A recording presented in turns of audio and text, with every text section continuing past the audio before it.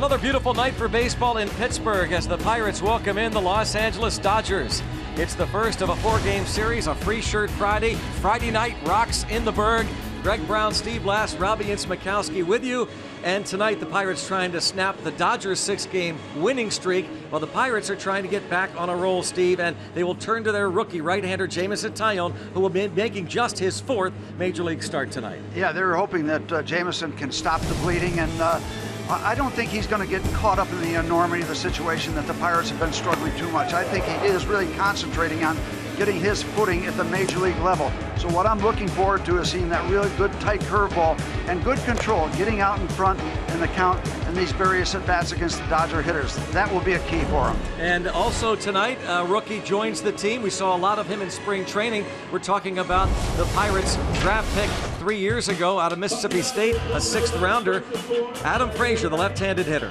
Yeah, we saw a lot of them, and we saw a lot of them in various positions, shortstop, left field, center field, all over the place. Left-hand hitter, he has very good numbers against left-handed pitching, a lot of versatility, a lot of energy that we saw in spring training. So I think how long he stays will be determined by how well he does in his first looks. Adam Frazier has joined the team. The Pirates getting ready to take on the Los Angeles Dodgers in Game 1 of the 4-game series. The Common Heart, our featured band, on a Friday night rocks. Bucs Dodgers coming up next.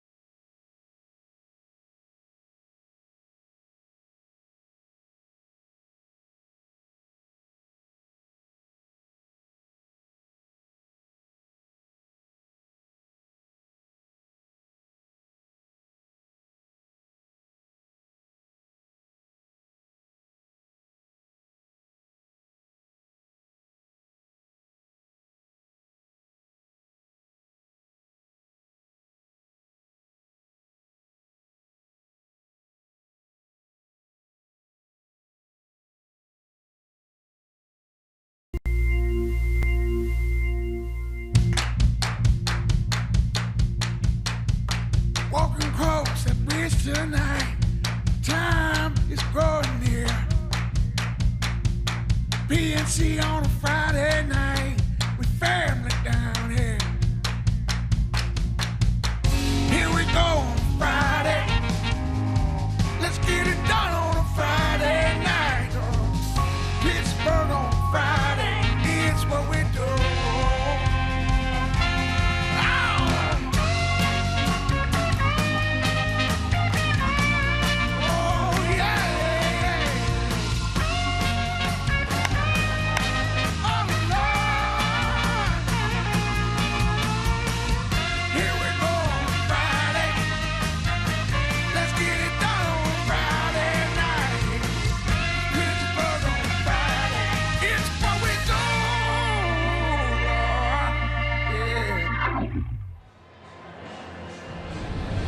Common Heart, our featured band, and Jameson Taillon will be the featured pitcher, making his 4th Major League start, 2nd career appearance here at PNC Park.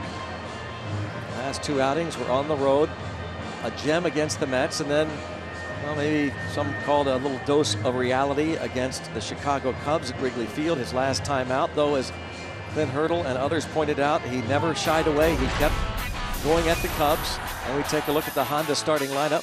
Veteran Chase Utley having a fine season, will be followed by Corey Seager, 21 games this month. He is hitting .321. Justin Turner follows, then Adrian Gonzalez at first. Veteran Howie Kendrick is in left. Jock Peterson in center. Yasmani Grandal is behind the plate. Yasiel Puig in right. Nick Tepesch makes his Los Angeles Dodgers debut. There he is, the 37-year-old, 6-time All-Star, Chase Utley. Hit just .212 last year. One of the great professionals, in my opinion, that play the game of baseball, Chase Utley. Jameson Taillon making start number 4. His number is brought to you by Hyundai. And talking in the open about, I don't think he is going to be thinking, I've got to be the savior. It's not one of those things where a child shall lead them. I think he'll get out there and he'll be fine, and we'll get a reading, of course, in the first inning or 2. Here we go. First pitch strike. Sean Barber behind the plate. Calls the strike, a perfect 80 degrees at game time. At first base, Ron Kolpa. Chris Conroy at second. Jerry Meals is the crew chief. And one of the things you find out right away as a starting pitcher, whether you are making your 4th career start or whether you've started hundreds of games, it's not your strike zone. It's the strike zone of Sean Barber. And the sooner Jameson finds that, the better off he's going to be. Bounced weakly to second, Sean Rodriguez. You see Rodriguez at second as Josh Harrison gets a day off. Jay Hay with just 1 hit in his last 17 at-bats. Honda defense, Andrew McCutchen returns after a day off yesterday. Starling Marte in left, Matt Joyce in right. Gregory Polanco came up limping yesterday. Jung Ho Kang, Jordy Mercer on the left side. John Jaso joins Rodriguez. Chris Stewart behind the plate. And all these lineup and configurations that Clint Hurdle has as Jameson gets ready to deliver and gets another strike in there. All these combinations, Greg, can win if you get better pitching. No matter how you mix them up. We were talking, what, just 2 or 3 weeks ago, we had 13 position players, not so much a bench and starting guys. So if we get better pitching, these guys, they've proven they can win. The pitching's got to be better, and that's got to be where it starts. It starts with Jameson Taillon. You should know his story by now, missing 2 years of pitching competitively because, first of all, he had the Tommy John surgery. Then when he came back, ended up having to have hernia surgery.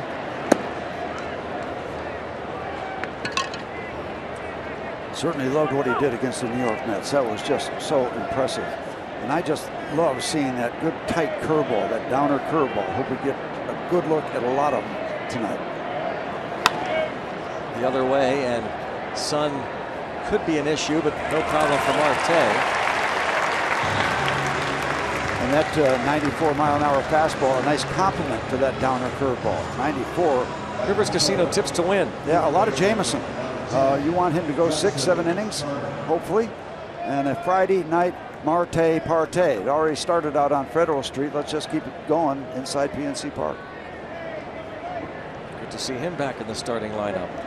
His numbers are outstanding.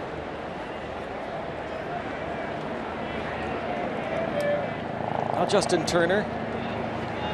See the numbers, 244, 10 home runs, and he lines this ball into left. So he took that 95-mile-per-hour fastball and wasted no time as he lines it into left field. It's not all that hard to do when you're looking for it and you get it in the hittable area. An interesting mix for Jameson Taillon facing veterans like Chase Utley, the 37-year-old. Justin Turner, he's a veteran. He's been around several years. 31, now the 34-year-old Adrian Gonzalez.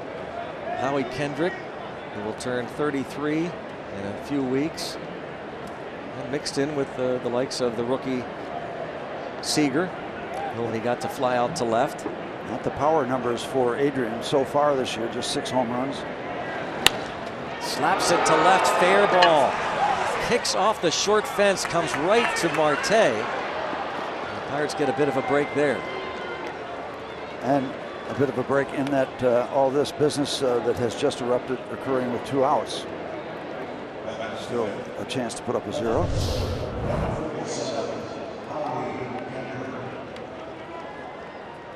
Well, the Dodgers the game plan apparently is to not wait around for Taillon.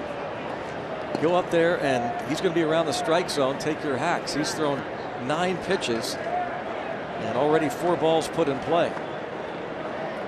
Well, you get a scouting report of what he did in the minor leagues, and early on the 3 starts in the big leagues at that level, he's thrown a lot of strikes, doesn't walk too many people.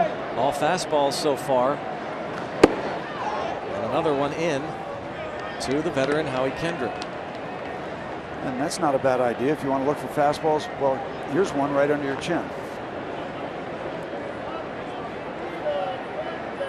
Let's see if he stays with the heat or we see that curveball.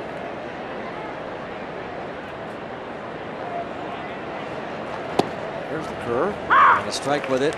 Important not only to throw it, but to throw it for a strike. 1-1. Yeah, he'll want to move that outside a little bit more. He gets a little bit of a call. That's a dangerous area. Your slow curve inside the right-hand hitters. You don't want to make that a lifestyle.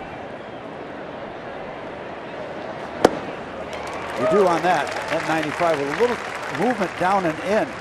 95 with movement. Tough program for a major league hitter.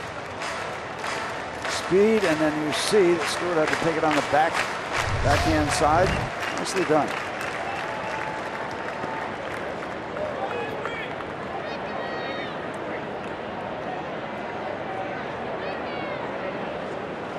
Gonzalez goes from first, doesn't matter. Strikes out Kendrick. A couple of singles after 2 were out, then he struck out Kendrick.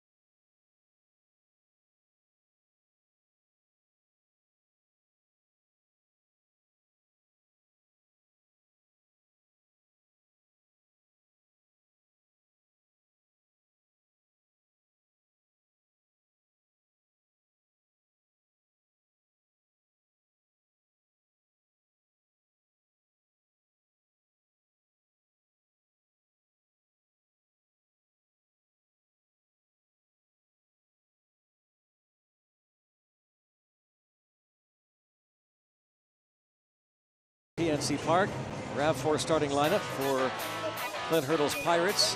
John Jaso coming to the plate. Starling Marte returns but hits second with Gregory Polanco out of the lineup. Andrew McCutcheon returns. Jung Ho Kang hits cleanup. Then it's Matt Joyce in right. Jordy Mercer has an 8-game hitting streak. Sean Rodriguez, Chris Stewart, Jameson Taillon facing Nick Tepesh.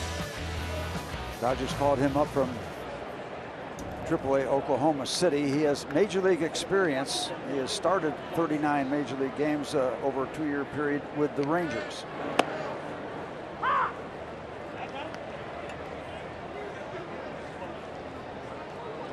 In the minor leagues, 7-2. Those numbers combined. AAA Round Rock. Rangers organization. This ball popped up left field. Kendrick.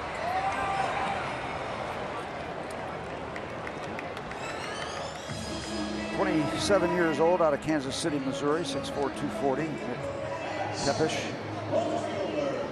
9-17 in 39 starts for Texas, combined with 2013-14. Then a circulatory arm problem that knocked him down. Dave Roberts is the rookie skipper. On your left, Bob Guerin, his bench coach. On your right, behind the screen, in the Dodgers dugout, Starling Marte, third in the league in hitting at .328. Sore foot kept him out of the game yesterday, and he was lifted during the game the night before. Ball and a strike on Marte. Trying to get not only the pitching going, but that is job one for this Pirates team, but also get the offense going again.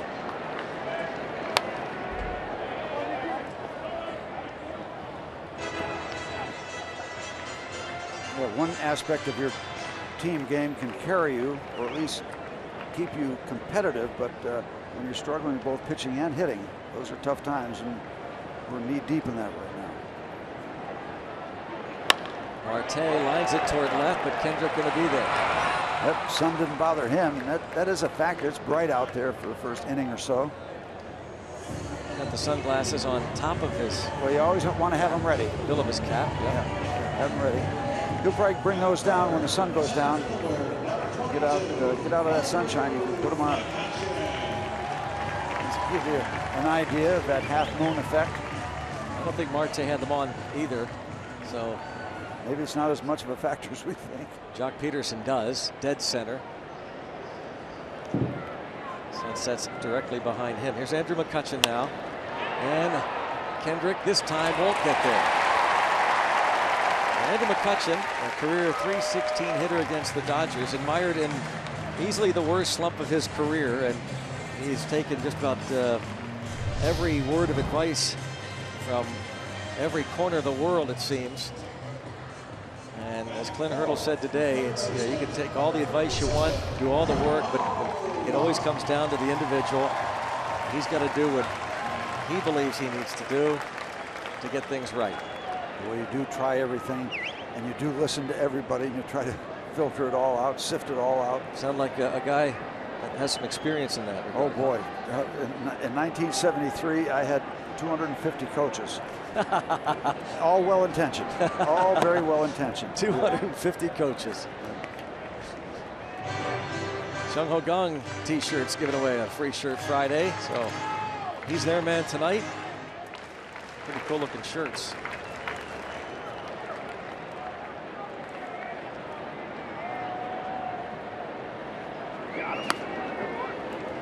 McCutchen, pretty decent lead. Stolen just twice in 6 tries. A little bit of a twitch towards second. You get the idea that if Andrew can get it going, really get it going, it almost would seem to drag everybody along because we've seen it happen. That's right. That's so true. But got to get it going. The bizarre thing was that when the offense was clicking in April and much of May, he was left out of the party. Yep. Yeah, he's not done much partying all year. So many people were saying, imagine what this offense would be like if McCutchen were hitting like he can hit. Yep.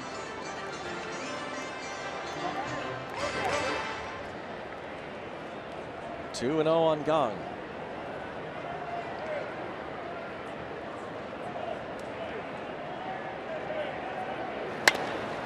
Weekly hit to the shortstop, Seager.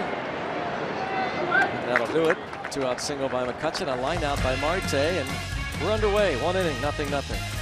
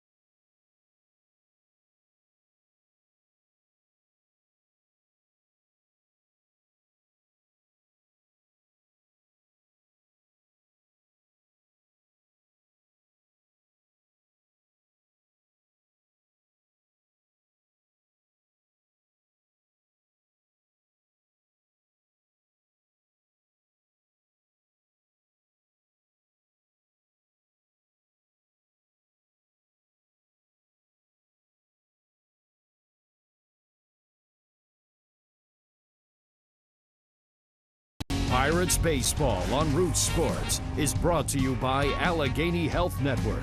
Health for all. By Bordas & Bordas, official legal partners of the Pittsburgh Pirates. Visit bordaslaw.com. And by Day Automotive. We're gonna make your day. Let's go Bucks! It is a free shirt Friday. Jung Ho Kang t-shirts given away tonight thanks to AAA Auto Insurance. Well, he quickly became a very popular player last year after the Pirates signed him.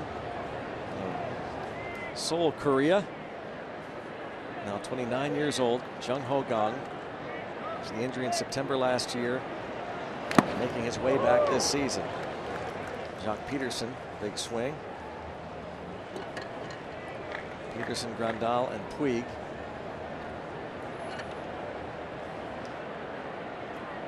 Got a piece of Sean Barber, maybe. So Chris Stewart goes out. The professional respect. Doing okay, Sean? Yeah, Chris, thanks. I am. That's that dialogue.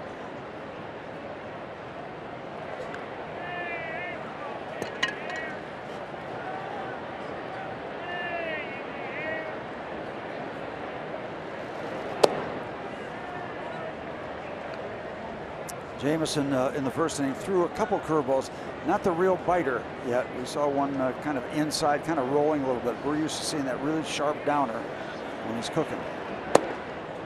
Off-speed pitch. You would love to get 7 innings out of Jameson Taillon. You would love to get 7 good innings. So would he. Another performance you talked about against the Mets. His first road start. 8 shutout innings on 2 hits. His first big league win. A combined 4-0 shutout. Just 1 free pass. He made a nice catch. Early souvenir.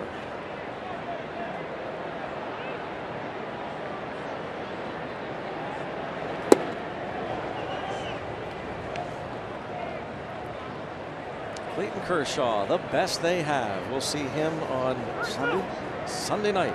How about this? 14 starts, 7 free passes. So step in the box and be ready. Scott Van Slyke next to him. And that will beat the shift into right center.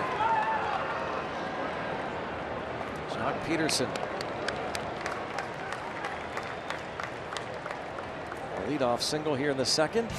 Pirates raise it and take home a jersey tote bag when they play the Dodgers tomorrow at 7:15. Arrive early. First 20,000 fans will get a Pirates jersey tote bag. It's presented by MLB Network. For tickets, go to pirates.com. 7:15 tomorrow night. Yeah, so don't change your time. Get here early, so you get another 10 minutes to get yourself squared away. You'll be fine. But really keep track of Sunday night instead of Sunday afternoon. Not only Sunday night, but 8:15 is the starting time. Yeah, 8:15 and then 12:35 Monday. The homestand will come to an end. Yasmani Grandal, the switch hitting catcher, batting only 192.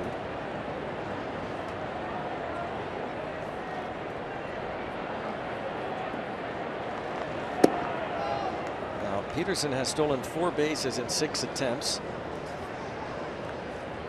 Dodgers don't steal a ton. Just 23 on the year, 23 stolen bases. Only, I believe, 2 other teams in the league have fewer than the Dodgers. As you would expect, as a team, they're ranked high in pitching. Team pitching ERA down toward the bottom and hitting, and just like the team that just left, the Giants, built around pitching. Dodgers, a good bit of their success built around pitching. Yasiel Puig on deck. He'll run a little bit.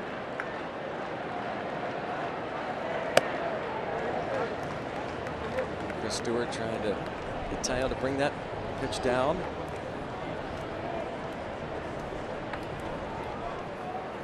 Just seems like in the last week, 10 days, we've had a lot of starters out there with 2-0 counts. That is a tough way to pitch. That's pitching uphill. And a lot of walks. Yep, yeah. They finished off those 2-0 counts with 2 more.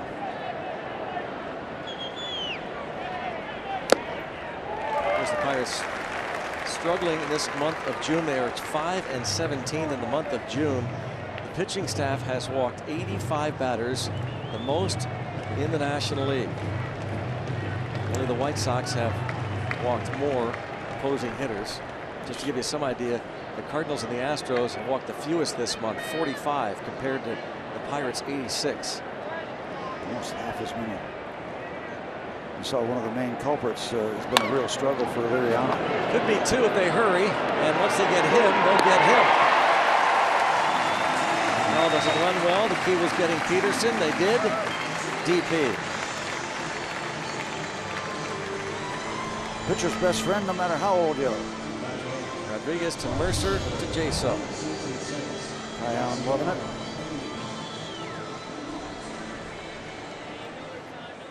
Comfortable.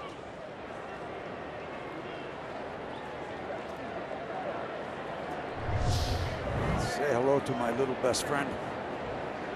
The double play. Rodriguez, Mercer.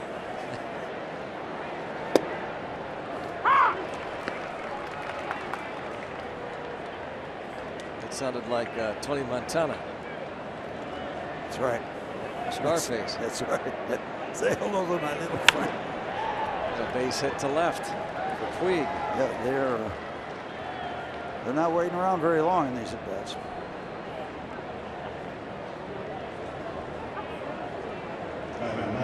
He's aboard with 2 outs. But once again, they have a little bit of action after 2 outs. That's workable. He faces Nick Tepish, pitcher. Wouldn't guess a lot of experience over in the American League with the Rangers. Hadn't been around big leagues for a while. A total of 9 professional at-bats. There's that fastball, a lot of speed, a lot of movement, running almost away from Chris Stewart. Nick Tepish. I'm thinking that Tyon is still looking to get in a little bit groove. He's looking to be a little smoother, I think. Like that. Maybe amped up a little bit. 24 years old. Born in Lakeland, Florida, but grew up just outside of Houston, the Woodlands. He went to high school there.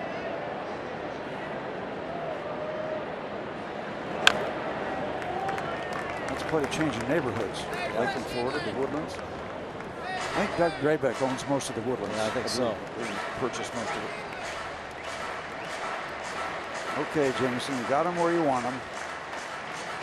Finish him off. This will be your 30th pitch. Average 15 an inning.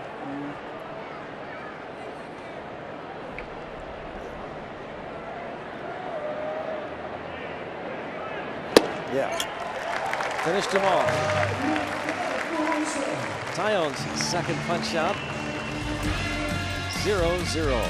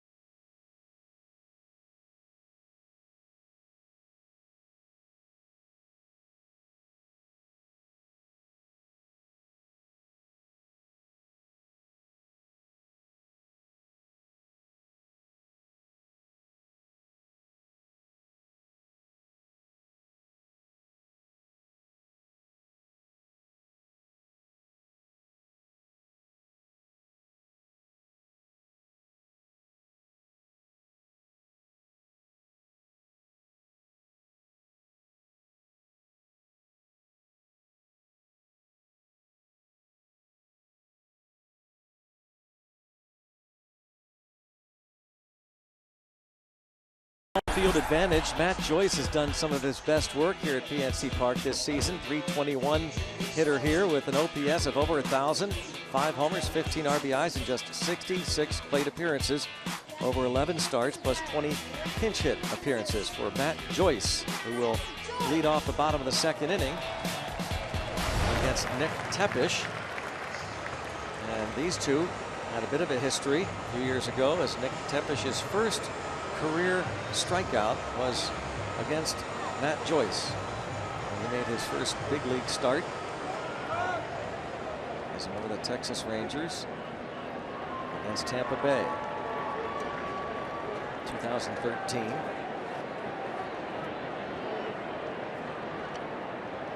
Adam Frazier is here talking to the Pirates pitching coach. In the big leagues.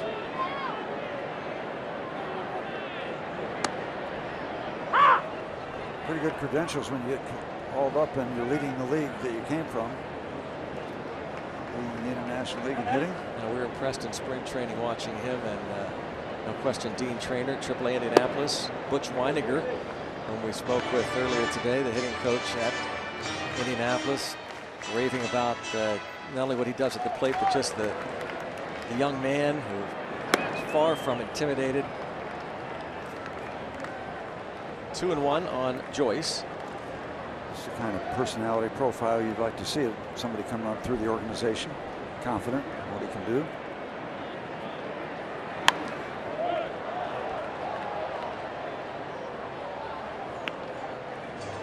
Joyce starting in right field. Hopefully the Polanco injury is nothing serious.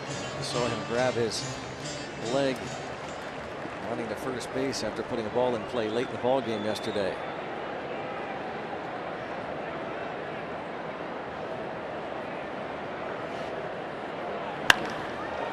Hits it well toward left field, over the head of Howie Kendrick, and Matt Joyce into the notch. A stand-up double. And a lot of carry. Looked like a high breaking ball, stayed up in that hitting zone, and Matt got even for that first strikeout. The ball staying right up high enough, went out and actually got it a little bit wide of the strike zone.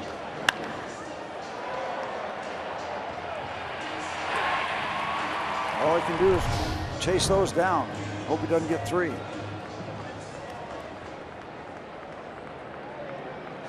Leadoff double, Jordy Mercer, an 8-game hitting streak.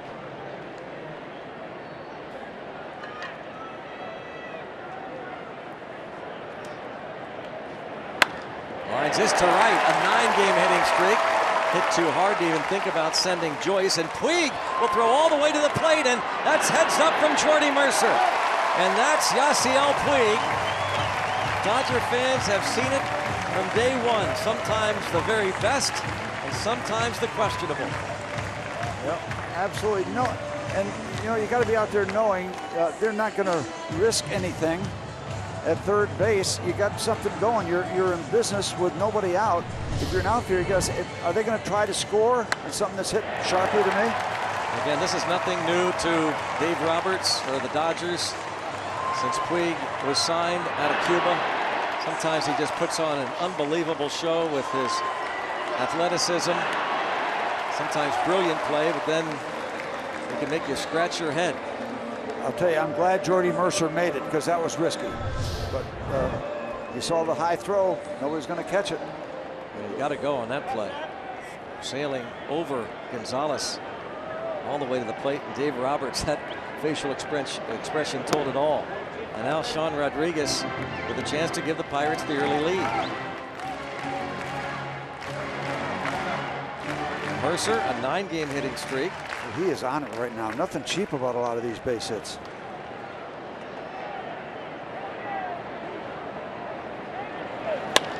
There's a liner to center field. That'll score 1. Rick Sofield going to wave Mercer, and the throw is cut off, and now Rodriguez is safe as the ball is dropped by the shortstop Seager. And Dodgers not looking too sharp defensively or from the mound right now in this bottom of the second inning. Ball's hit sharply. A bad decision, and then a drop at second base where they look like they had Sean Rodriguez out easily.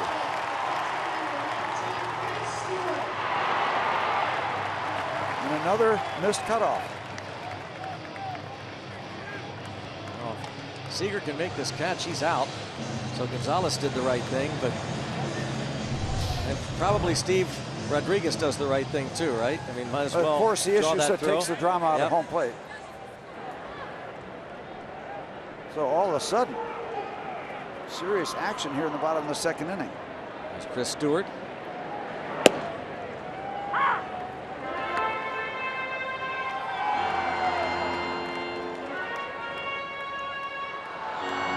And Joyce got it started with the double. Tepesh, who made his last major league start September 26th, 2014.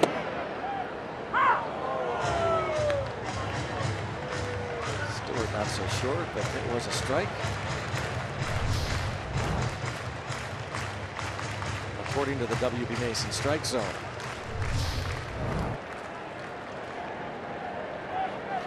Oh, 0-2.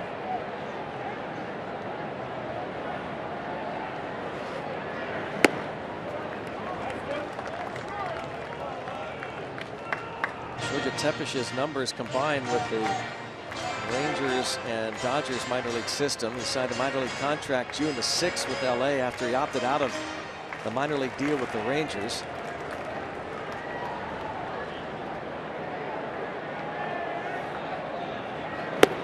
Oh, Stewart chased badly there. First strikeout for Tepesh and the first out of this second inning. Stewart goes down swinging. Dodgers, perhaps, you don't like to use this phrase a lot, but it's been successful every once in a while. A reclamation project with Tepesh, and they've got a lot of pitchers down on the disabled list. He's just sent pitcher Mike Bolsinger down as this 5th spot of the rotation. And with the off day yesterday, they had the option of skipping that 5th spot and just going right to the others, including Kenta Maeda, who will pitch tomorrow, and then Clayton Kershaw on Sunday, Scott Kazmir on Monday, but they elect to purchase the contract of Nick Tepesh.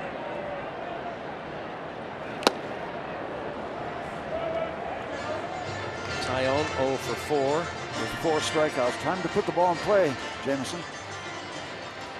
Help yourself out here.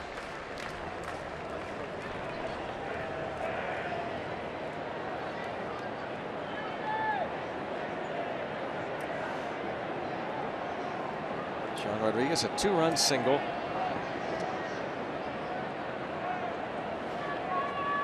As Gregory Polanco sits this one out. Not sure if he's available off the bench tonight. Tyone down on strikes.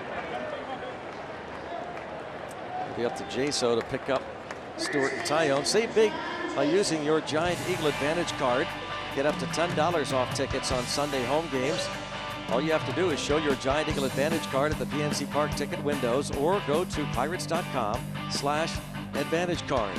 We hope you'll do that for Sunday Night Baseball, 8:15. Take advantage, or rather 8:05 Sunday night. Clayton Kershaw against, we believe, Chad Kuhl. The Pirates have not made the announcement yet, but you look at all the possibilities now that Nicasio is back and in the bullpen. Yeah, come on up and face Clayton Kershaw. There's a base hit, and that's a big pick-me-up. Jaso delivers the 2-out RBI single. It's 3-0. Well, 2-out scoring. Right after Tepesh thought, okay, got 2 big strikeouts, I can get out of it without any further damage. Jaso stepped right up, lines it to center. You know, without the home runs, this has the feel of that game against the Giants where we got out in front 6-1. Early, effective, good, sharp hitting. Didn't hold on to that one, but off to a good start here tonight.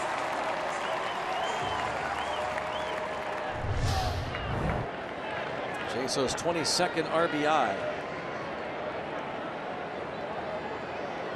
There's Marte, line to left, his first time. You know, you'd love to see a well-played, sharp, well-pitched, good hitting, good fundamental baseball win for the Pittsburgh Pirates. But you know what? You can make it as sloppy as you absolutely want to, and if you come away with a win. Pirates really need to win a baseball game tonight.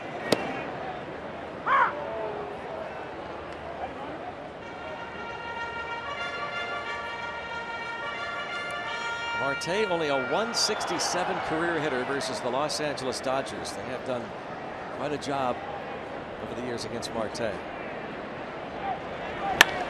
And this is drilled to right center field. This is extra bases. Stays in play and just settles right there at the base. So Jaso is waved home and he will score. Double Marte, 4-0 Buccos. And there has not been one ball that's not been sharply hit. That ball was a rocket. You're exactly right. It took that kind of bounce uphill toward the wall and just bounced back down on the warning track. Didn't come back toward the outfielders at all. And Rick Sofield just waving them on in. I mean, that ball is just tattooed out over the plate. He hits it where it was pitched, and he hits it hard. Going to run away from the center fielder. Right there, just a little subtle bounce. That helps. 2 outs, you're off with contact. Long trip around, but he is going to make it.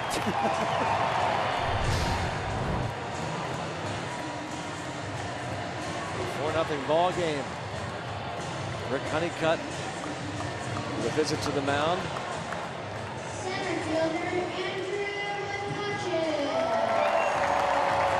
Starling Marte, 28 RBIs for him.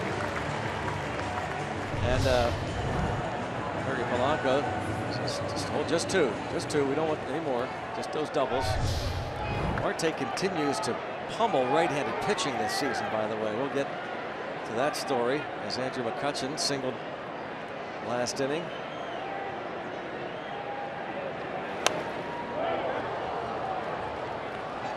Look at Starling Marte's numbers before that double. Before tonight, he came in a .357 hitter as a right-handed batter against righties. And you look, since 1976, the best numbers of right-handed hitters against righty pitchers: Andres Galarraga, Matt Holliday, Mike Piazza, Bill Madlock. It's a pretty good group of hitters. Exclusive company. Galarraga hit .377 in 1993, one of the Blake Street Bombers that year with the Rockies.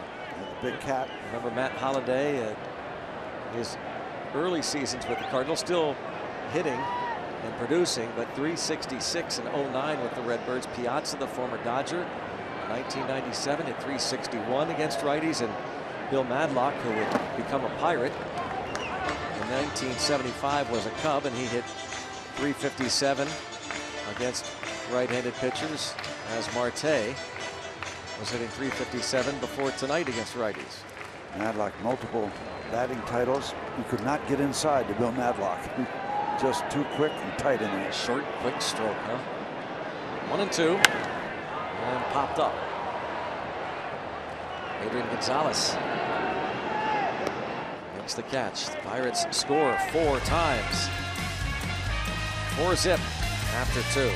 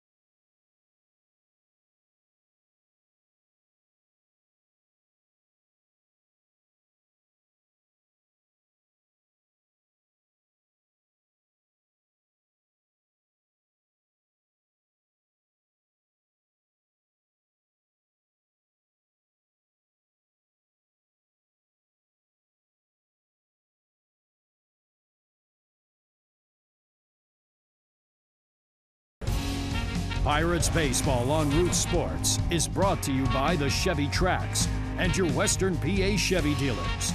And by Barrel. With express service, you're in and out in no time. Visit barrelservice.com to find a location near you. Let's go Bucks! Rocking on a Friday night. Joyce got it started with the double. Starling Marte contributed with a double of his own. John Jaso had the big 2-out single preceding the Marte double. And Sean Rodriguez, a 2-run single. A lot of folks getting into the act. Now it's up to Jameson Taillon to put up a 0.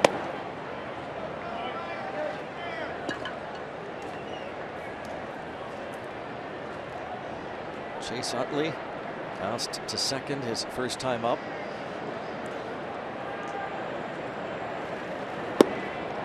All those really good years of the Philadelphia Phillies for Utley, all-star years. Involved in that controversial slide into second base. Playoffs last year against the New York Mets. That division series, the Mets would go on to beat Los Angeles, but Utley's slide upended Ruben Tejada. That coupled with what happened to Jung Ho Kang during the regular season in September, and baseball decided to take action. Oh, that caught the corner, but Sean Barber did not give him that call. He did. That number 3 there was a called strike. Maybe they're even. Where it should be, 2-2.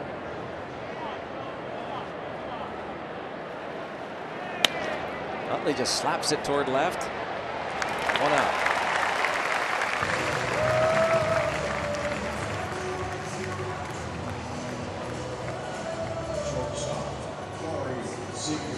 Point Park University tweets, "It's a Marte Parte. Love to see these bats on. That's what we like to see. Hashtag Let's Go Bucks." That is what I am talking about, and that's what Steve was talking about. He wanted a Marte Parte, part of his tips to win. That was one note, one item. And the man on the mound is hopefully going to deliver the rest of that 2-prong tip. Off speed, nicely done. Corey Seager having a nice rookie year. 37 ribbies. Drilled to right. Enough height, it'll be gone. Just missed getting out of here. A double for Seager. Yeah, you talked to the Dodger people, and we did in the hallway today. They like to use that phrase, the real deal. I think he is very legit. This looks like a very legit at bat as he takes that inside fastball and almost rides it on out of here. Allegheny Health Network Supermo shows you how close that was to getting out of here, and the hustle for Seager, the double. So Jameson has given up 5 hits, well hit balls, but has so far kept the Dodgers off the scoreboard. They're having some good swings. Gave up 3 homers Sunday, all solo shots to the Cubs. Javier Baez, Chris Bryant, and Anthony Rizzo. And this is a fair ball. This will score a run. Justin Turner with a double. And again, they are up there swinging the bats. Justin Turner again wasting no time as he did in the first inning. He's got his timing down with that front leg lift. The ball is extremely well hit. See him a la Jung Ho Kang. Lifts that foot up. If the timing's right, that's what you can do right there.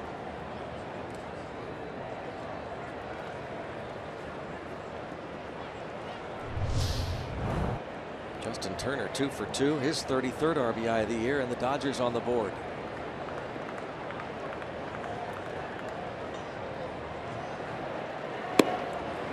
What you always hope is that when you have a nice bust out inning like the Pirates had in the bottom of the second, you don't give any or much of it back.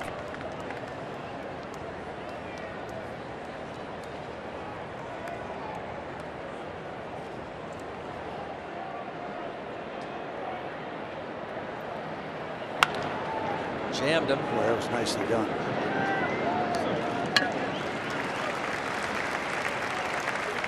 Two outs.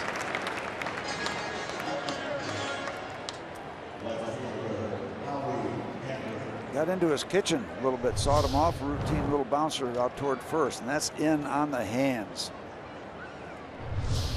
Break a lot of bats with that delivery. And that's against a guy who is just a professional hitter, Adrian Gonzalez.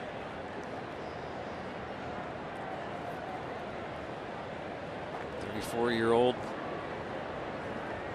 Adrian Gonzalez. That's a balk. Yeah, it is. That's going to score a run. I don't know what happened.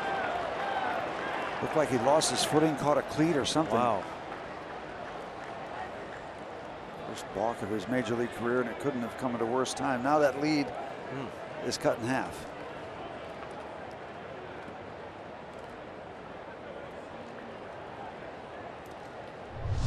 A lot of times a balk is a controversial call. Yep, he caught that front heel. It looked like the left heel caught as he was starting to come through. What's interesting is he got called for a balk in Chicago on Sunday night. During that third inning, after he gave up home runs to Chris Bryant and Anthony Rizzo, he gave up a one-out infield single to Miguel Montero, struck out Addison Russell, but when Javier Baez was at the plate, balked him to second.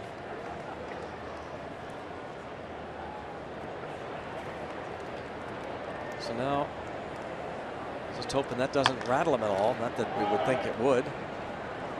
It's one of the things that has impressed many about Tyone throughout his professional career. Doesn't seem to get rattled.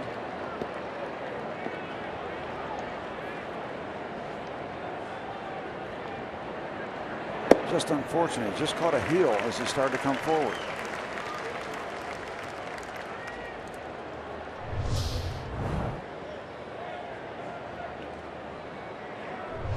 Far enough to tie him up.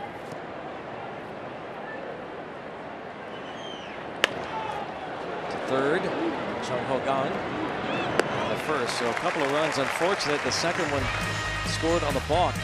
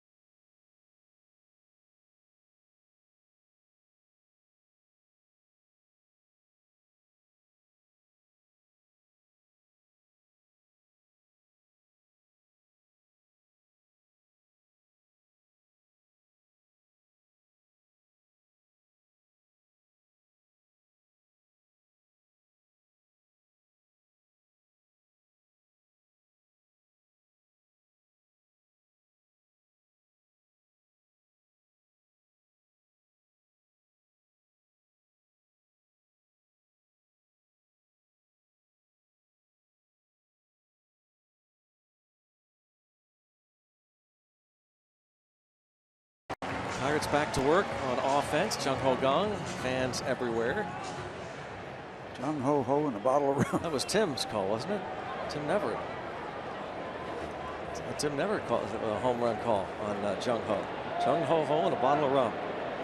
Tim now with the Boston Red Sox radio crew, and Boston having a pretty solid year. They're a game and a half back of the Orioles of the Red Sox in the American League East.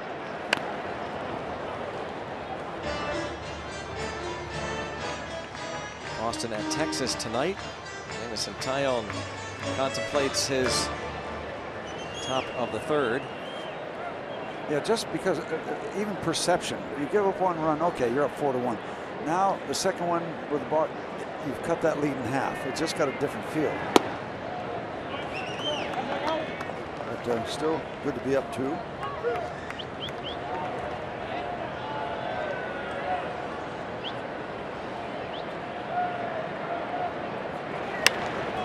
Fly ball to left field, nearing the foul pole, and gone!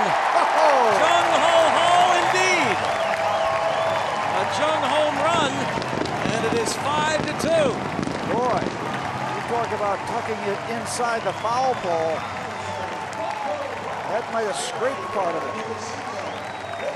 Number 11 for Jung Ho Kang. How about on his t-shirt night?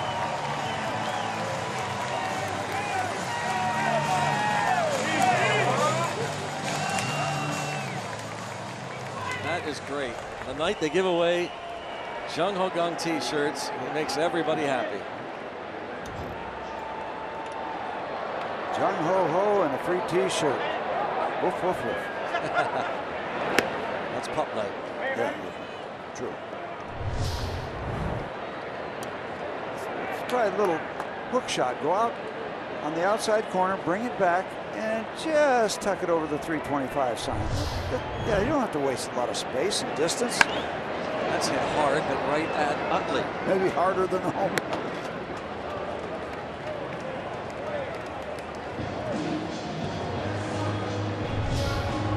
There's bench. David Freeze. Yep. Touchdown. All right. He's up. It's good.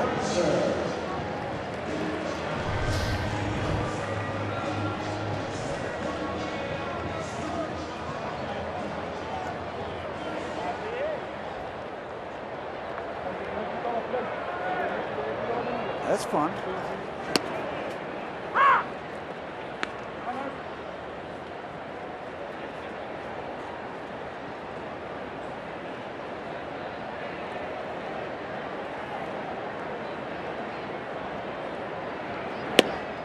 Couple of curls back to back. Jung Ho Kang and Gregory Polanco, good buddies. I'd just kind of like to listen to that conversation. That would be fun. I don't know if I'd understand anything, but it would be fun. Animated. Yep. Two guys that enjoy life and enjoy the game of baseball right there.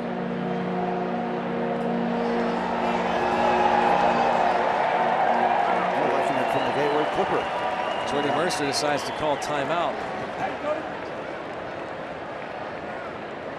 Thanks, Jordy. We can show you that nice shot. Good looking river, good looking boat, good looking bridge, good looking city.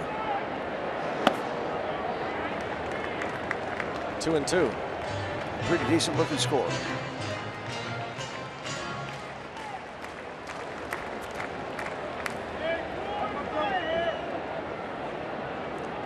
Tyone, his team gets one of those runs back.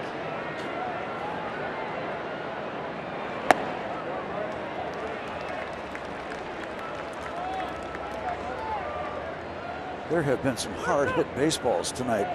We were just in the bottom of the third inning. Hitters are seeing that white pellet very well. Strike 3 called on Jordy Mercer. He didn't like it, but that looked like it did catch the inside corner. Clint didn't like it either. He says that's a ball, but you'll see that Sean Barber, according to the strike zone. W.B. Mason said it was a strike.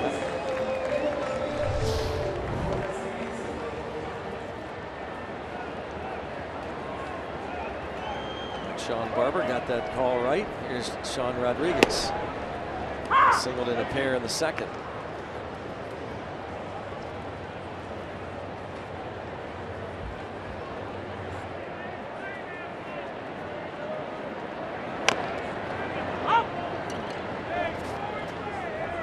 In front 0-2. Tempich going to that curveball a lot. It's a curveball he's been throwing for strikes, but it's probably not down as far in the strike zone as he'd like to have it. It's a big breaking curveball.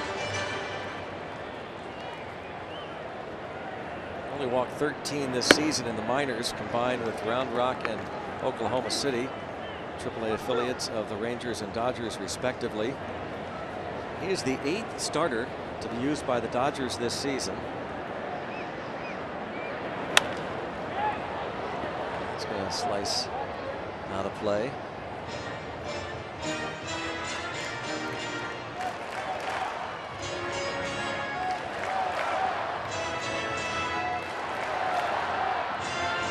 Dodgers pitchers have walked the 3rd fewest batters in the National League, behind only the Mets and the San Francisco Giants.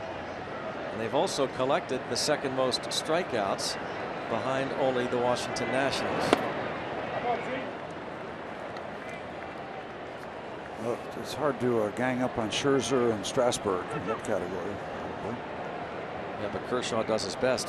He does. The National League leader in punch-outs. Rodriguez lifting that one again toward the seats.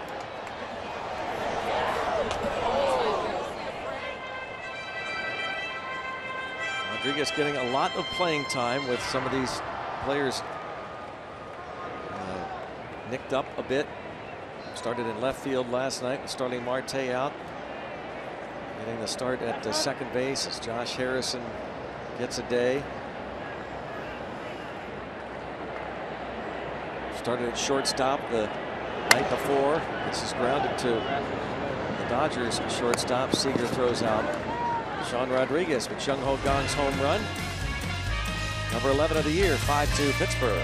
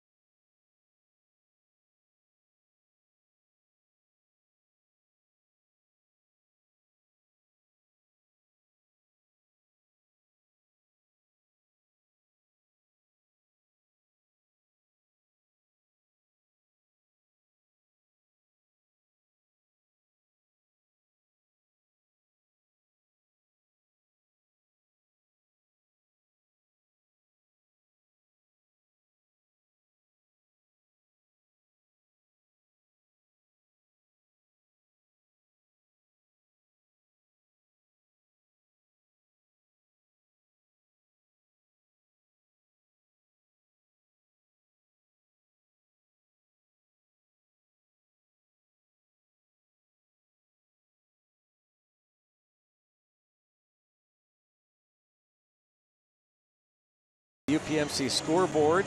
Pirates up 5-2. Jung Ho Kang returning in early May, and he has been outstanding. Playing 3 days on, 3 days off. That is the plan. Presumably the rest of the way as he comes back after that terrible injury suffered on the base paths last year. He was playing the infield, and Chris Coughlin, the Cubs, hurled him over and tore up his knee, the leg. Jock Peterson ahead of the count, 2-0. A lot of power, this young man. 13 so far this year. Competed in the home run derby last year during the All-Star Game festivities in Cincinnati and finished second to Adam Frazier. Todd Frazier with it. Not Adam, no relation. Big cut. Yeah, he had a massive first half, didn't he? To get involved in all that. How many times he was the story of this year's story last year. Another hard hit ball. Out shallow right, Rodriguez. Neat positioning tonight because they're tattooing the baseball.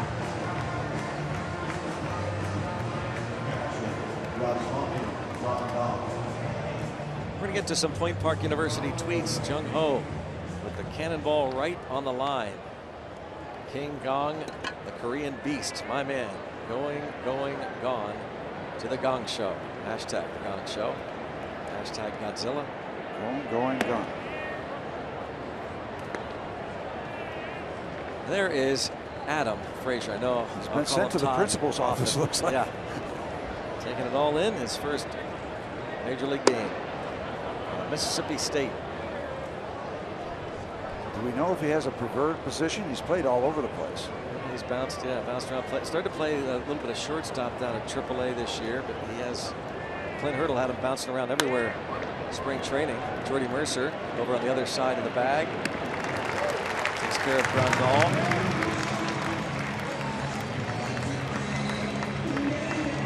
Grandal hit into a double play in the second.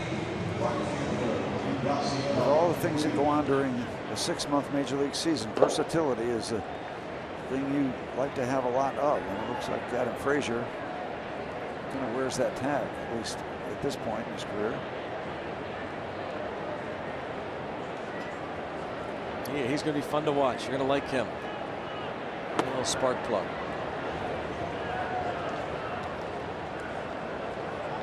Clint Hurdle said he'll get playing time. Asked about maybe tonight. He said, well, I like the other options. That's the first thing you think about, starting him at second base. He's familiar with that position, but Sean Rodriguez starts there instead, and lo and behold, Rodriguez delivers a 2-run single in the second. And 2-0 count on Puig.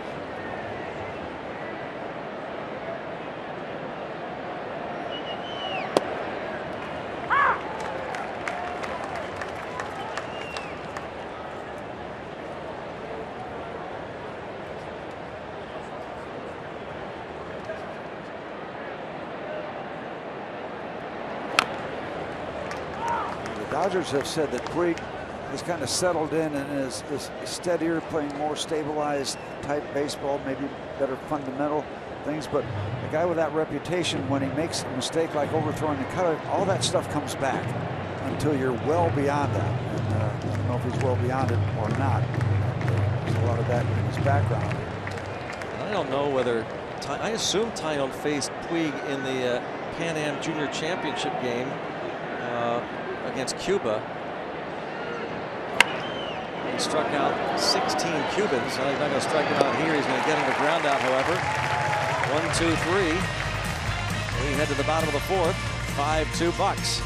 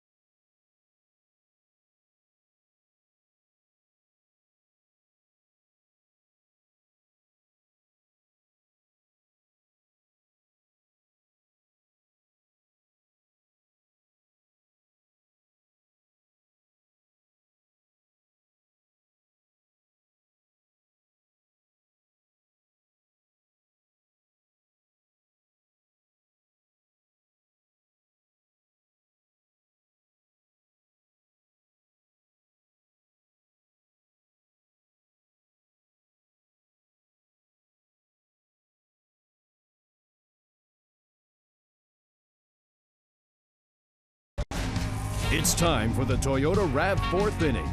The all-wheel drive RAV Hybrid has performance that will make you rethink hybrid. Let's go Bucks! 5-2 Pirates. Bit of an early, I won't say slugfest, but they're out there swinging the bats, both clubs. 13 hits. And Stewart was struck out in the second. It's Nick Tepesh leads off. Wouldn't you like to see him on base so Jameson Taillon could have a chance to bunt, because the swings haven't been too impressive. It's a work in progress. Yeah.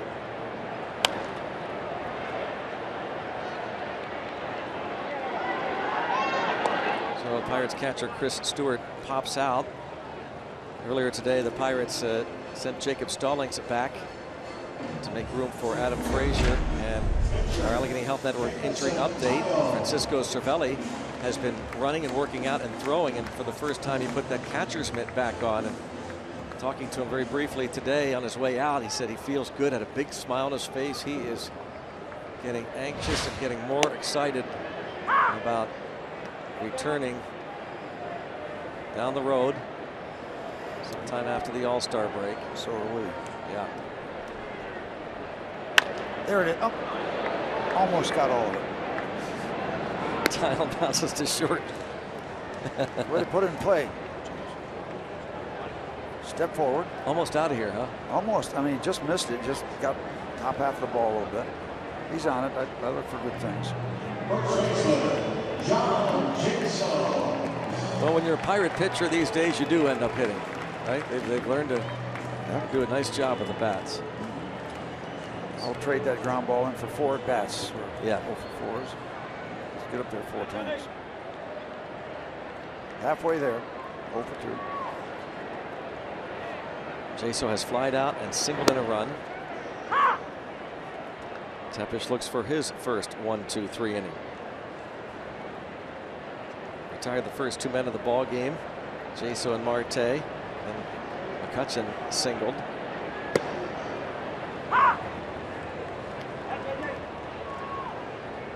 John Jaso. I don't know if that's not from MLB The Show, is it? It's like one of the video games. That doesn't look like anybody I know. Looks like John Jaso. Come on. Okay.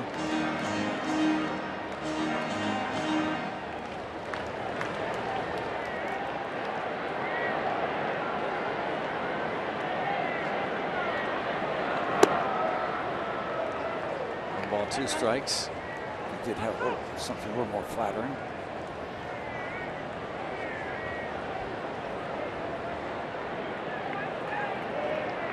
Good-looking guy with a kind of a weird-looking stance. You know, I'm sure this is to come down the road. This ball's fouled off, because I know NFL Madden used to do this years ago. They used to have the old, and maybe they still do, the throwback teams you could put together.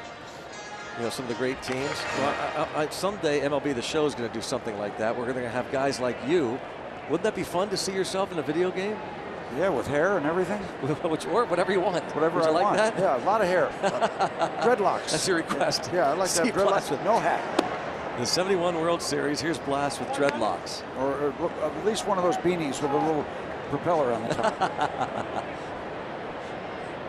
Who got those things? Yeah. Yeah. Bob would have the mustache and the mullet. I think he has any clue we're talking about that. I like it's my shillelagh he's got there.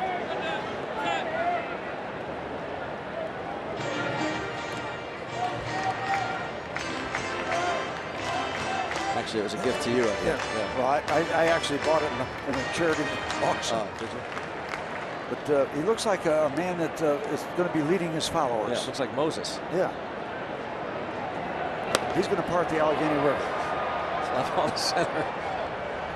Peterson. And a 1-2-3. Bottom of the 4th.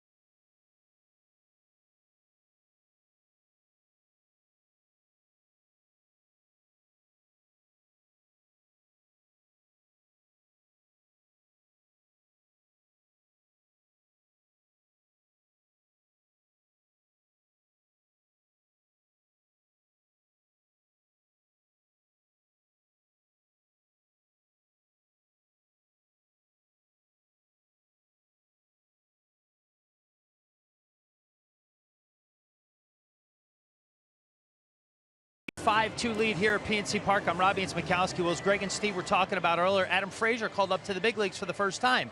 And his manager in AAA, Dean Traynor, has a unique way of telling prospects they're called up for the first time. And Frazier earlier today explained his. A little bit, you know, just a lot of guys played different positions last night than we had played throughout the year. And, you know, he just kind of went through and asked how we all felt. And then he asked me, and he's like, well, how'd you feel at shortstop? And I'm like, I felt all right. And then, well, what would you do if Clint said go out there? And I said, well, I got it. And he said, good, because you're going to Pittsburgh. Dean Traynor, guys, is very well known for finding unique ways to tell guys they're called up for the first time ever, and that was a pretty cool story. But even cooler than that is that the Indians last night were in Gwinnett, Georgia, wrapping up a 4-game series just about 40 minutes away from where Frazier grew up in Athens, and his father was at the game, so he was able to actually see his father after he received the call to tell him the great news, and he came here today. What a great 24 hours, let's say, maybe even a little bit less, for Adam Frazier here as a big leaguer, Greg and Steve. How about that? So much better than a phone call, huh? Hey, Dad, guess what I just heard? How good is that? Dean Traynor is very creative, that's for sure. He always finds a way to surprise these guys. Does a great job. Pirates are so fortunate to have Dean Traynor as their manager down at AAA. I bet he can do a really good deadpan. It's like, well, I know you're a little tired. You know, it's been a long night. Get some rest. No, I'm sorry, you can't get some rest. You're going to the big leagues. The pitcher is going to be coming on after this pinch hit appearance by Scott Van Slyke. That's Chris Hatcher in the bullpen. Scott Van Slyke bats for Nick Tepesh. Andy's son. I think Andy will be in town tomorrow doing some autograph work over at the convention center at Hunt Auctions. Yeah.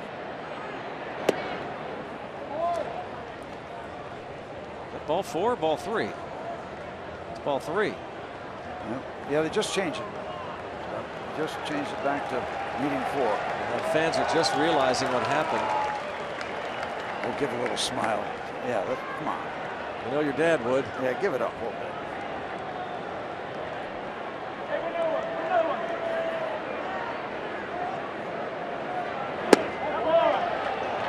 That was close. Now you can keep going.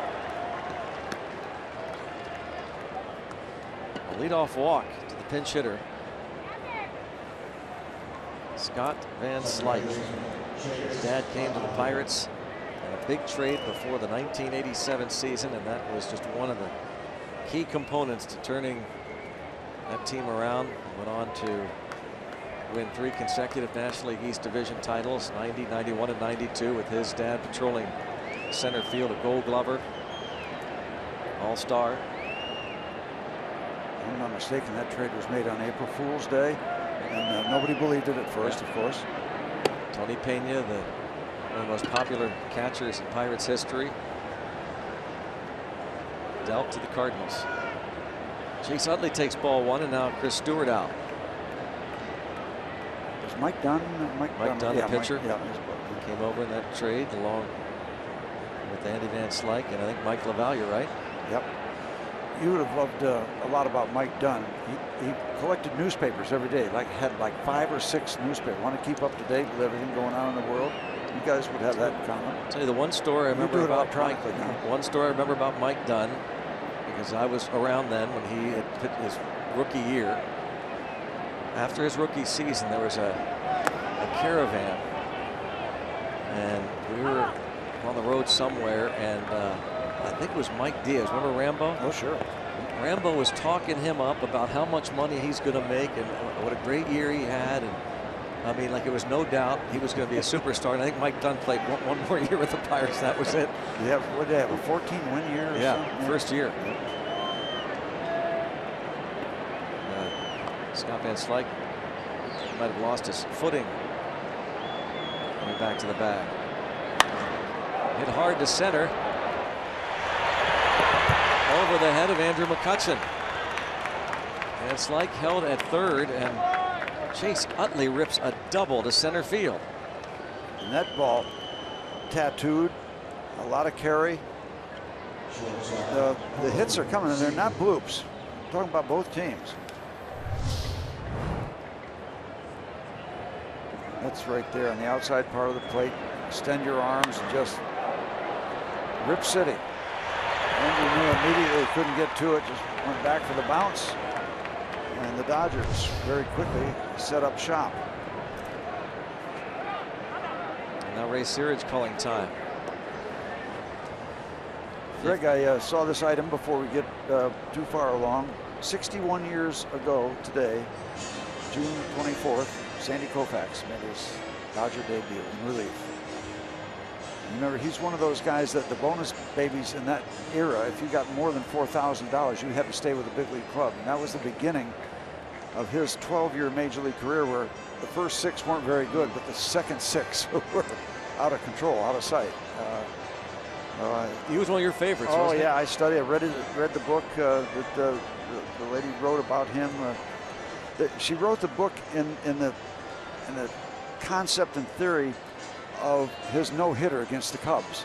And I think Billy Hands or somebody pitched great for the Cubs, and she did each chapter as inning 1, inning 2, and of course went through his whole life. But under that banner, it was a great book. I just thought the world of it. Still do. Well, he is. I guess he's the closest thing. Yeah. Right. Yeah, and they spend time together. When Sandy is around, he's not around all that much, but when Sandy Koufax come around, they spend a good bit of time together. Very good relationship. Why shouldn't there be? And that's lined to center field, and that'll be a base hit to score a run. Corey Seager, who doubled off the right field wall, singles home Van Slyke, and it's 5-3. And this is starting to look a little bit like that game against the Giants. Dangerous business going toe-to-toe, and well, you give him credit. Seager looked like he went down and got that ball, low pitch, and delivered it. Yet another line drive.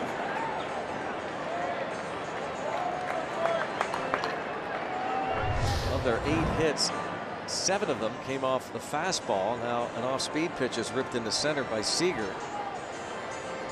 And so Jared Hughes up in the Pirates bullpen, and here comes Clint Hurdle. That is going to be it for Taillon. Justin Turner has 2 hits, single and an RBI double, and so a disappointing outing for Jameson Taillon. And it might not be the volume, but it's the type of base hits. I mean, they're just centering the ball. Taillon lasted just 4 innings on Sunday. He'll go 4 innings tonight.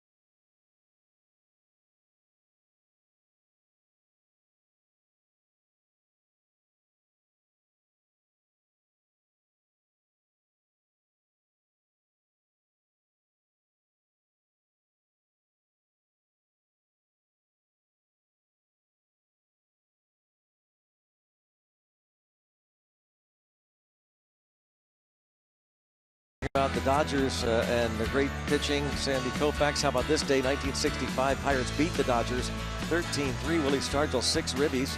First career 3-homer game.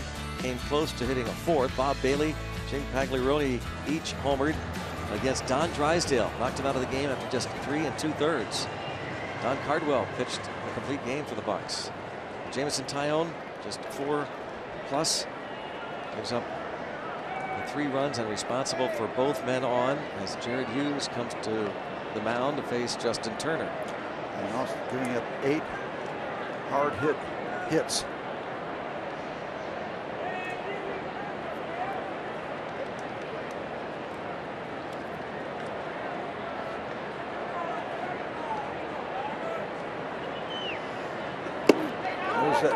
Well, it got him. Hit by a pitch, just barely nicked his jersey. And now loaded with no one out for Adrian Gonzalez. Numbers for Jared Hughes, who pitched on Wednesday in relief of Francisco Liriano and suffered the loss, giving up 3 runs on 4 hits in the 6th inning. That was the game Steve was talking about earlier. The Pirates led 6-1 going into the 4th.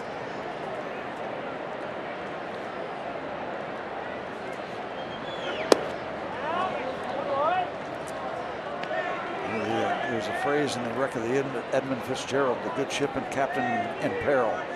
We are in peril right now, leading by 2, but at risk.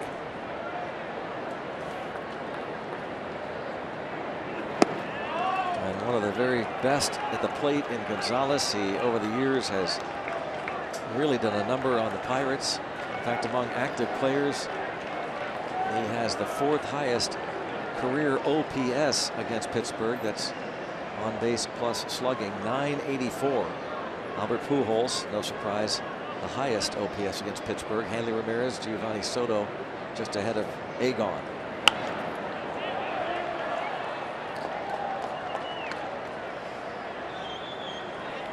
Very steady player. 1,660 career games since he broke in 2006. That's the most games played in the major leagues. Has never been on the disabled list. Tough one for number 50 tonight. Hard hit balls. Well, that's hit hard, but McCutchen will be there. Runner at third will tag and score. Utley makes it 5-4. Boy, they are not missing the baseball tonight.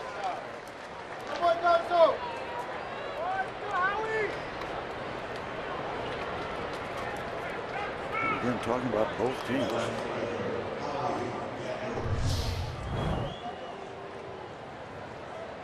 Down and away. Hughes is thinking, how did he do that? Yeah, that's Jared's bread and butter. Left-hand batters turn that ball over, down, and away from him.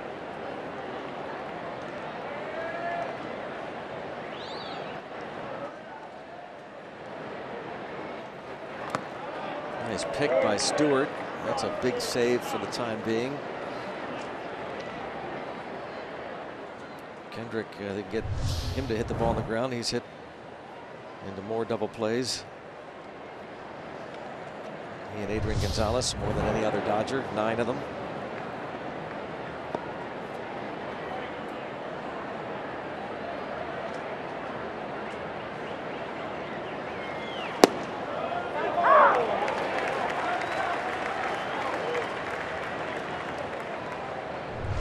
Let's take a look at this one in terms of thinking that might have been below the strike zone. No, another good call by Sean Barber.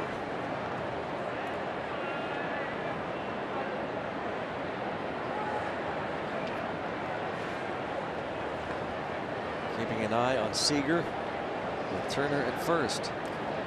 Jared Hughes looking to get the patented ground ball.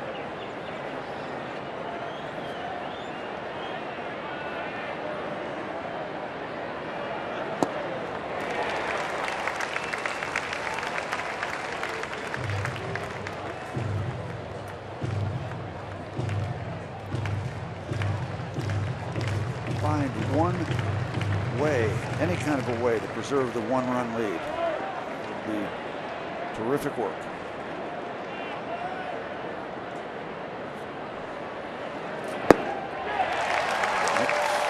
Step number 2.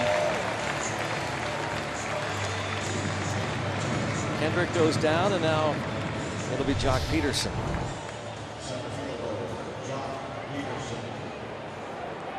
Hard to do much with that one downstairs. Good delivery from Jared.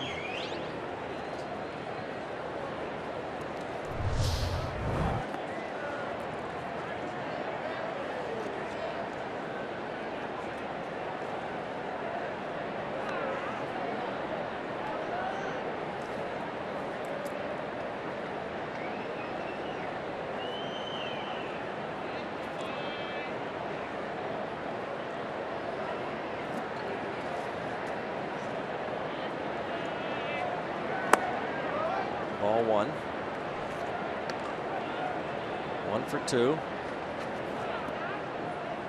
He's hit the ball hard twice. Hit a one-hop shot to Sean Rodriguez out at shallow right his last time up.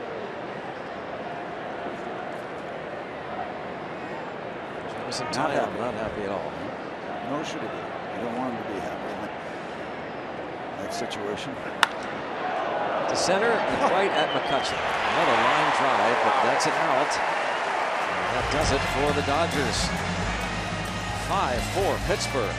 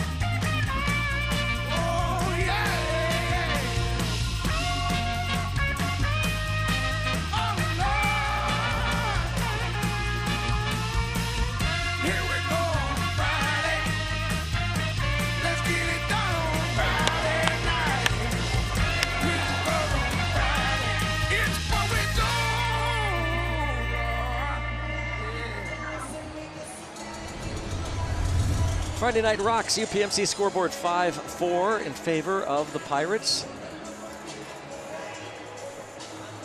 The Pirates and the Dodgers involved in a bit of a slugfest here. Heading to the bottom of the 5th, Scott Van Slyke remains in the game. Pinch hit walk against Tyone to start the rally at the top of the 5th, and Lewis Coleman now on in relief. A bit of a side winder delivery. His numbers as he replaces Tepesh. He went 4 innings, gave up 5 runs on 7 hits. Numbers for Lewis.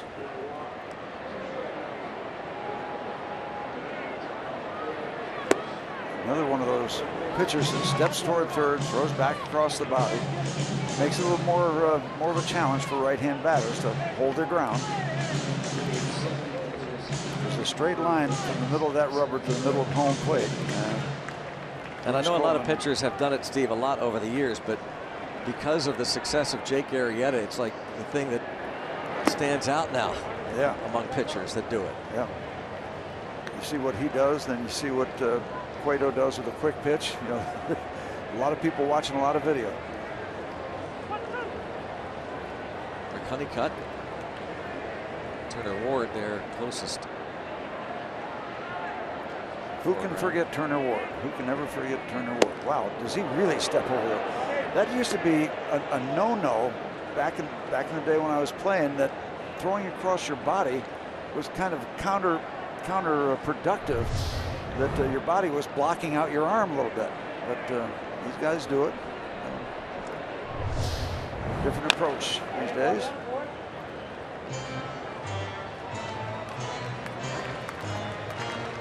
Of course, we were taught never to turn our back to home plate, too, when you hit through. A good look.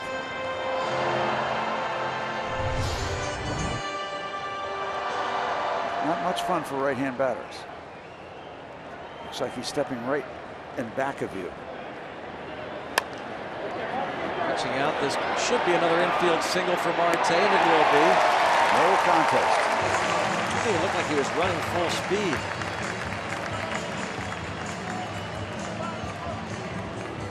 He gets a bunch of those infield singles.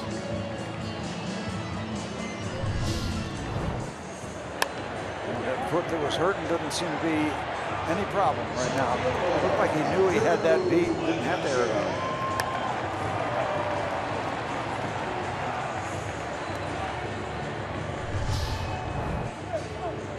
20 steals, second in the league,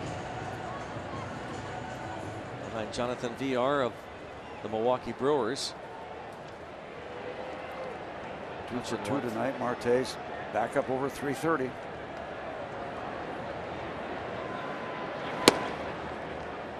Grandal has thrown out 23% of runners trying to steal this year. That's a little bit below the major league average. Look at those splits, Steve, against righties and lefties. Yeah, half of that's got something to do with comfort level. Lefties don't care which direction he steps in. He's a perfected delivery.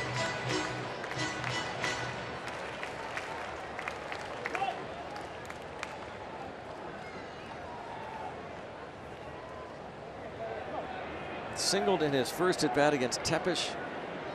Popped up his last time up, and now he's in the hole 0-2.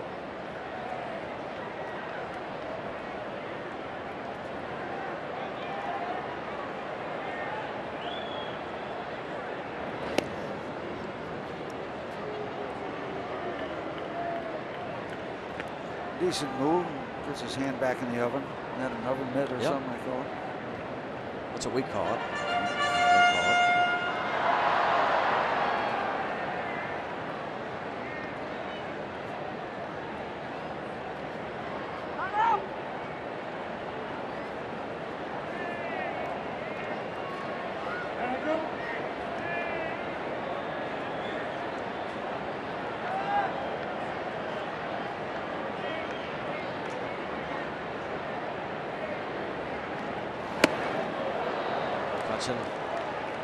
Another swing and a miss. It has been a problem for him all year. 78 strikeouts.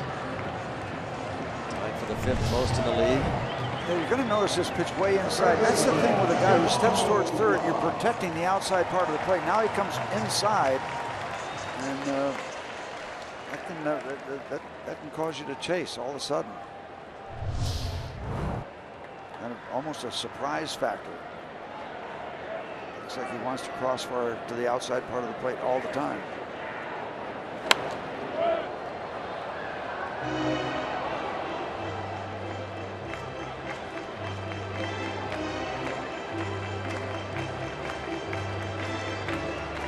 His home run leading off the 3rd. The Pirates a 5-2 lead. Dodgers scored twice at the top of this 5th.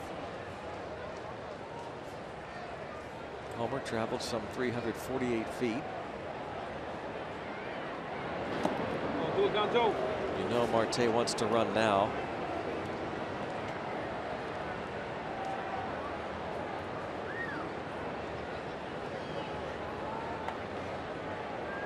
He steals, caught 5 times. Starts with a decent lead. Not creeping yet. Thought about it and shut it down.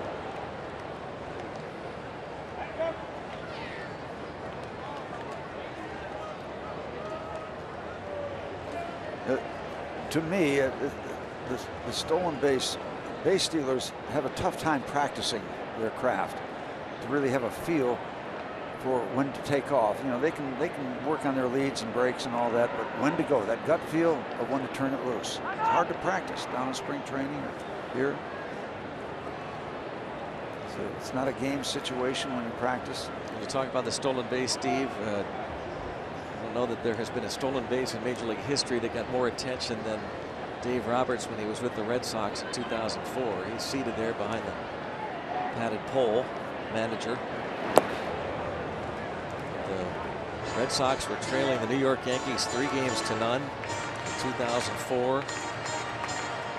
They were behind in the 9th inning by a run. In Game 4, Mariano Rivera was on the mound. Looked like it was a done deal, that 1-run lead. Maybe the best closer ever. Kevin Millar came to the plate in the bottom of the 9th at Fenway, drew a walk. And Terry Francona then pinch ran Dave Roberts, who on his way to first base. There goes Marte, and Kang is hit by the pitch. And so is Grandal in deflection. We've talked about this a lot, that when Kang gets hit, he doesn't just get nicked, he gets whacked. It's the 7th time already this season he's been hit by a pitch. So you got Roberts coming into pinch run.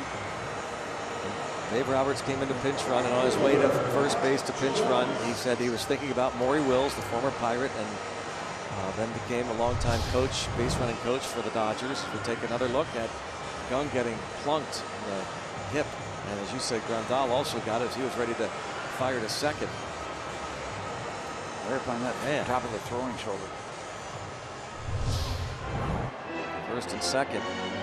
So Maury Wills was one of the best base stealers of all time, and he was an instructor. And Dave Roberts said on his way to first base, he kept thinking back to those spring training days, the fields of Vero Beach, when he had been with the Dodgers and been traded that summer over to the Red Sox late. And Maury Wills told him, someday you're going to have to steal an important base. And you're going to have to steal that base, and you can't be afraid to steal that base. And Roberts thought of that, and he took that lead. 3 pickoff tries to first base by Mariano Rivera. The second pickoff try nearly nailed him. Took off for second. Jorge Posada, the Yankees catcher, got up a great quick throw. Just beat the throw with a tag. Second by Jeter, and then scored on the base hit to tie it. And they went extra innings. They won that game, and they went on to overcome that 3-0 deficit. Only team ever to overcome a 3-0 deficit in a best-of-7 series. Changed everybody's life in Boston. There's Dave Roberts, first-year manager. Had been a bench coach with San Diego.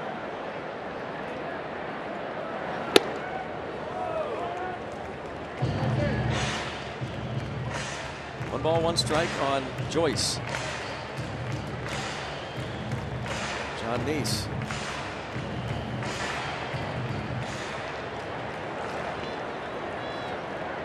Had to regain some wiggle room. It's up 5-2 at one point.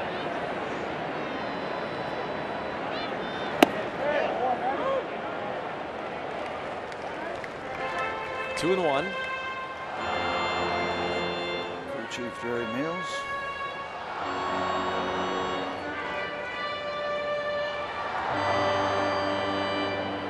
There's the big picture.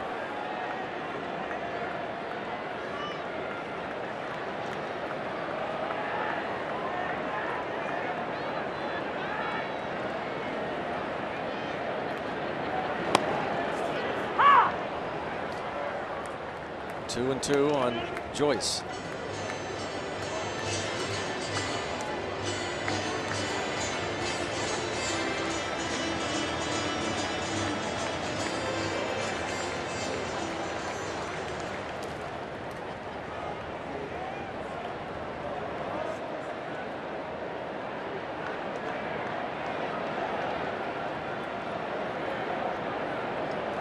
I remember Maury Wills coming over to play for the Pittsburgh Pirates, and back in like the early 60s, 61, 62, that's when that running game was started. They had Maury Wills, they had Tommy Davis, Willie Davis. They had great speed.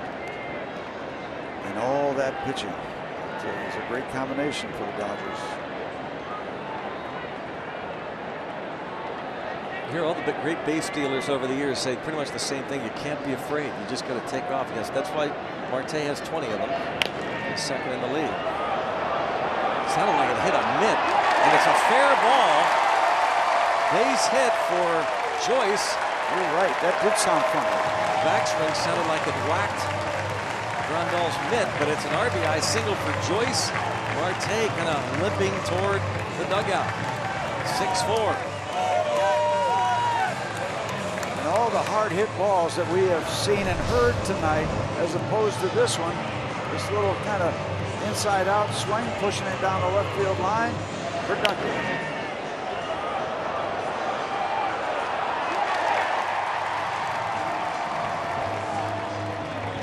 You just heard that. We heard a double click. What that was. Nobody complaining. I think the Dodgers would have been wondering about that. Pirates do add on. Well, Marte's all right.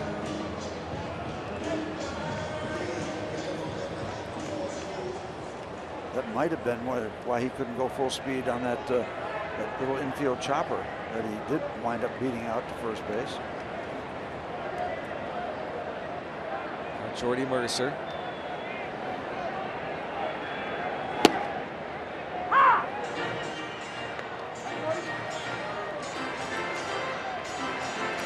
Busy night for Marte, first night back.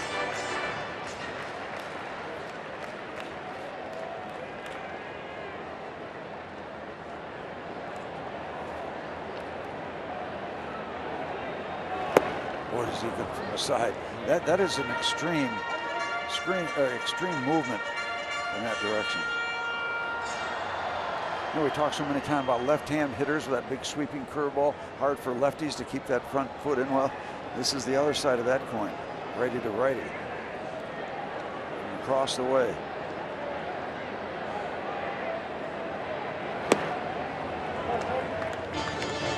That's why it might have surprised Andrew so much, because he just tries to work all the way across the plate, all the way across constantly. And this might be a surprise when he stays inside.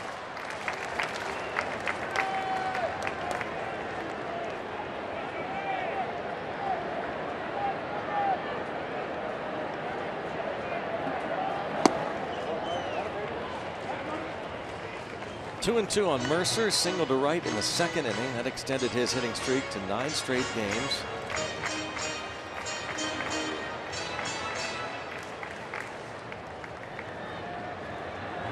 Great numbers for Jordy in this ballpark this year. Well over 300.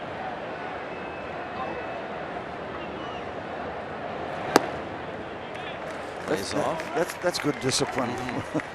That really is good discipline. Because it just looks like that ball is going to be in the strike zone halfway from that angle, at least halfway toward home plate.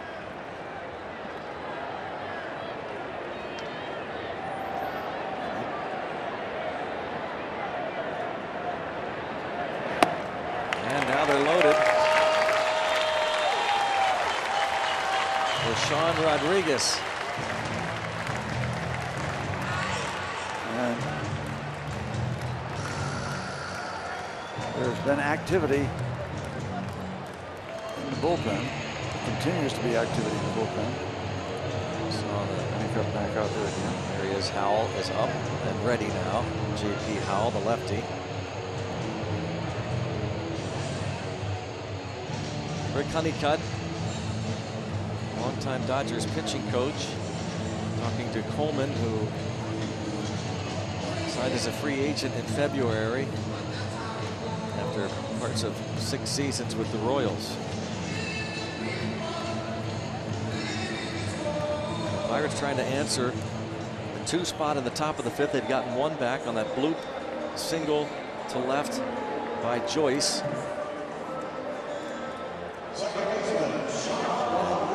Left-handed hitting rookie Adam Frazier might be getting his first big league chance As you look down toward the bottom of the batting order, he's got a bat in his hand. One out. Rodriguez a 2-run single in the second. Ball one.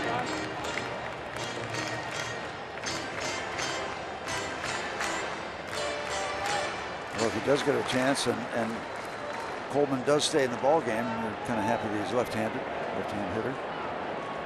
So Coleman's leash is very short right now. I'd have to assume shorter. Hal is up for probably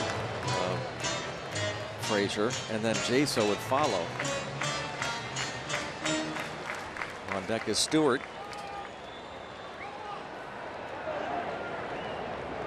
Two-0 count. He'll watch Rodriguez. He gets anything close, he does not get cheated. He will take a big rip.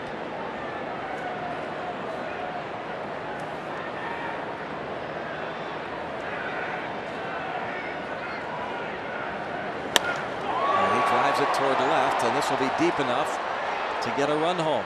As Van Slyke will get the ball to third. Sacrifice fly for Rodriguez. Scores gone, and the Pirates answer the Dodgers' 2 spot with a pair of their own in the bottom of the 5th.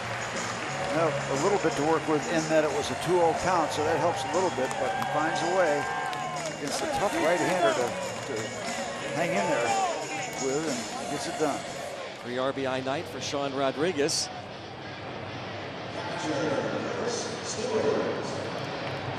Chris Stewart will come to the plate with 2 outs now. Joyce at second, Mercer at first. Good look there. Frazier on deck. Number 26.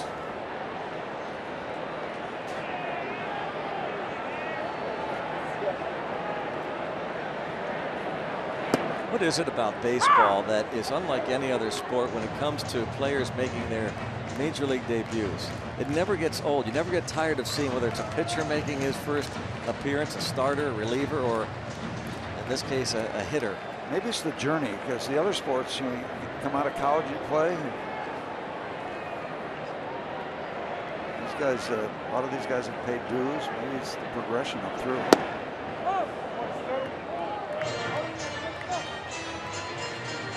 One ball, 1 strike. That's baseball.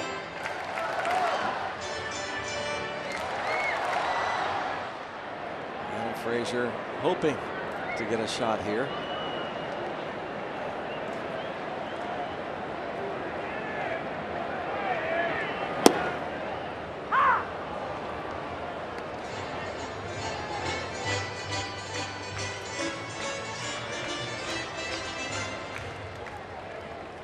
Kang,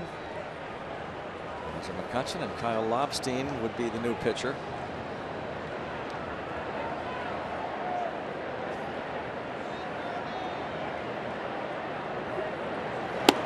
And Frazier's debut will have to wait. Stewart caught looking. The Pirates get 2. 7 for Buccos.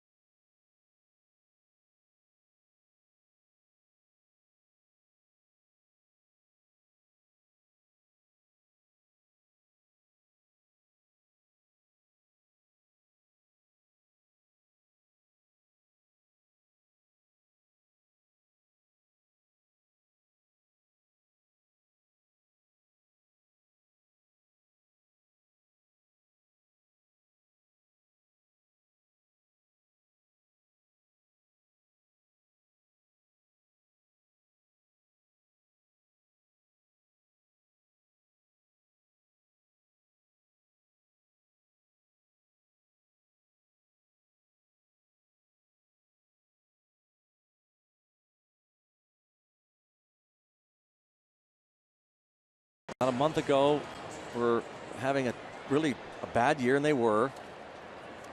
And they have started to turn things around. They've won 8 of their last 10. They're now over 500. And they're starting to make a push. It is not over by any stretch. As Yasmani Grandal takes strike 1, facing Jared Hughes.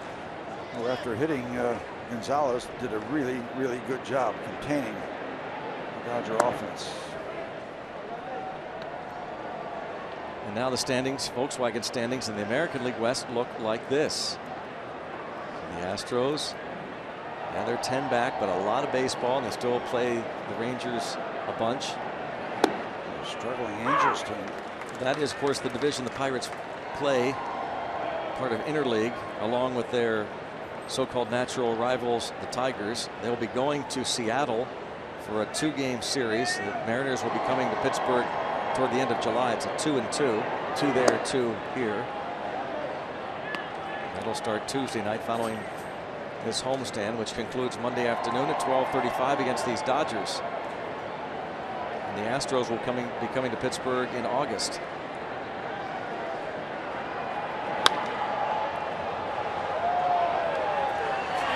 Long way, but foul. Getting out into that gun neighborhood near that left field foul pole. Grandal helped the Dodgers win a game against the Washington Nationals the other night in Los Angeles. Came back to win that one 4-3. They won a wild one on Tuesday night. I don't know if you got a chance to see that, Steve, but they were down in the bottom of the ninth by 1 run. They had 1 out. The runner at first was Howie Kendrick. Yasiel Puig hits a hard ground ball toward the middle of the diamond. Felice and Lobstein loosen.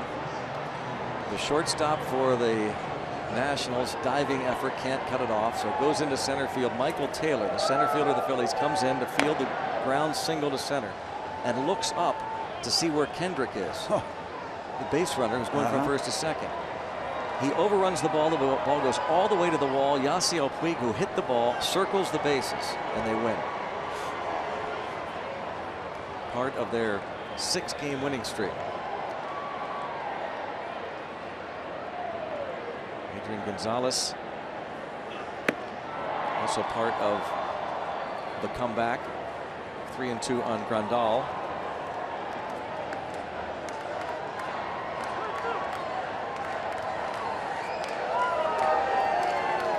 Big pitch right here in this ball game. And a bouncer. And Mercer again over the other side. It's the almost exact same play we saw in the 4th inning. Here is this play we talked about the other night. Down a run, bottom of the 9th, 1 out. Here's Puig, just a roller into center. And Taylor looks up. There's Kendrick. Kendrick will score by the time Jason Worth gets the ball in. Look at Puig. And this we talked about, the good and the bad of Yasiel Puig. He can fly, he scores, they win it. Yep. That's the one side of the coin. He's capable of doing those kind of things.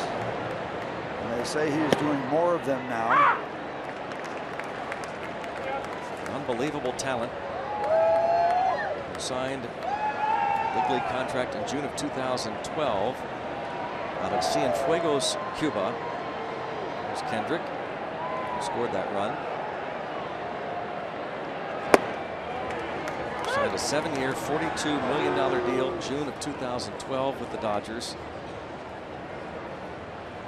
Limited to 79 games last year with some hamstring issues.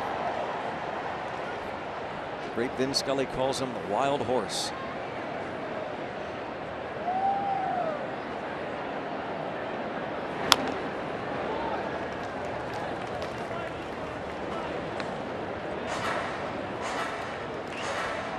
Ball, 2 strikes. You just have to work hard to train a wild horse. An apt nickname from the Hall of Fame great broadcaster Vin Scully, who says this will be his final year in the booth.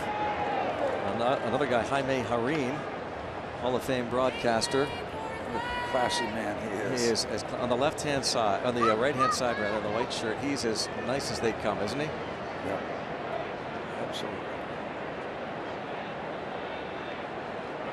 And he was on the left. Oh, there's my a drive deep goodness. to left. We're just talking about it. Yasiel Puig crushes a ball into the second deck. His 6th, an absolute line drive missile to make it 7-5.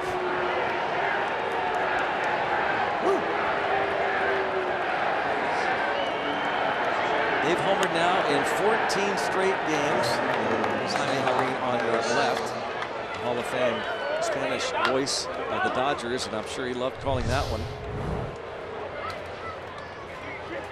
Right down Broadway.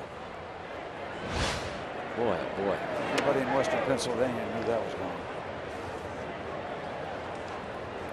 They have hit 33 homers in June, more than any other club in the National League.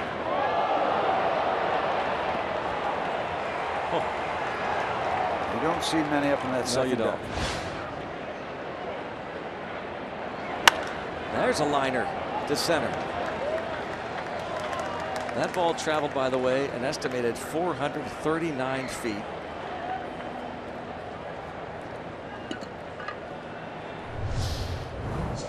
Look at Jaime announcing it gone, way gone.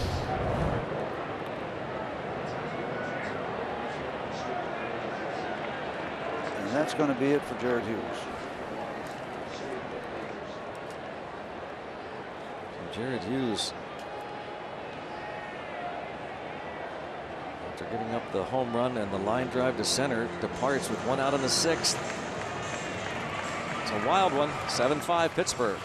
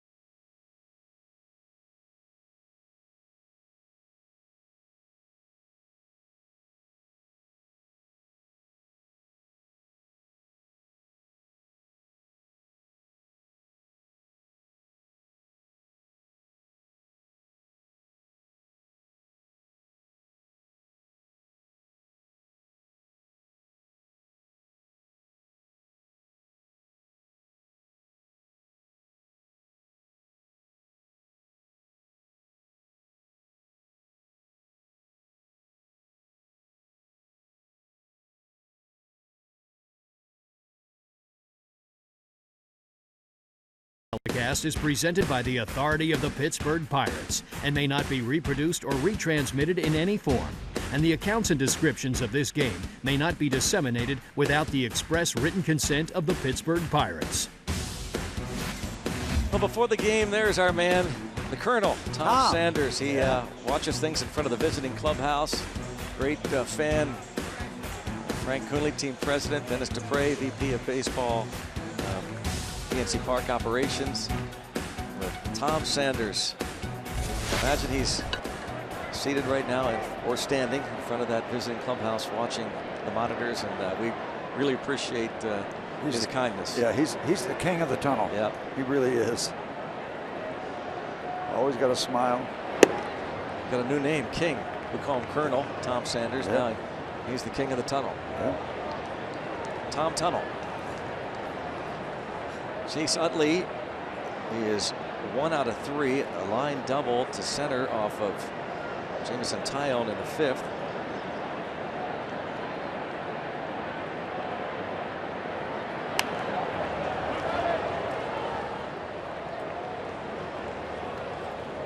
Numbers for Kyle. He's taken the Indy shuttle a handful of times this year, back and forth, big leagues and AAA Indianapolis. 4 different stints with the Bucks. Started the year with Pittsburgh. Former Tiger Kyle Lobstein looking to get Utley here, and then another left-handed batter on deck. And there's another shot to right.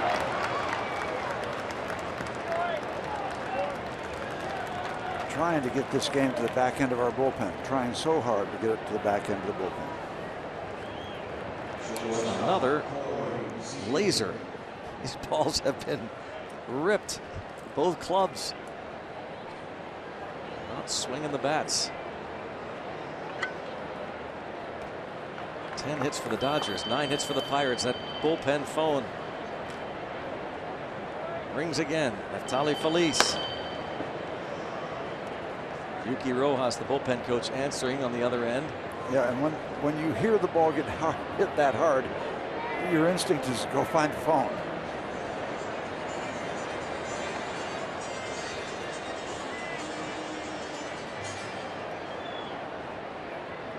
Corey Seager coming to the plate. He has 2 more hits tonight.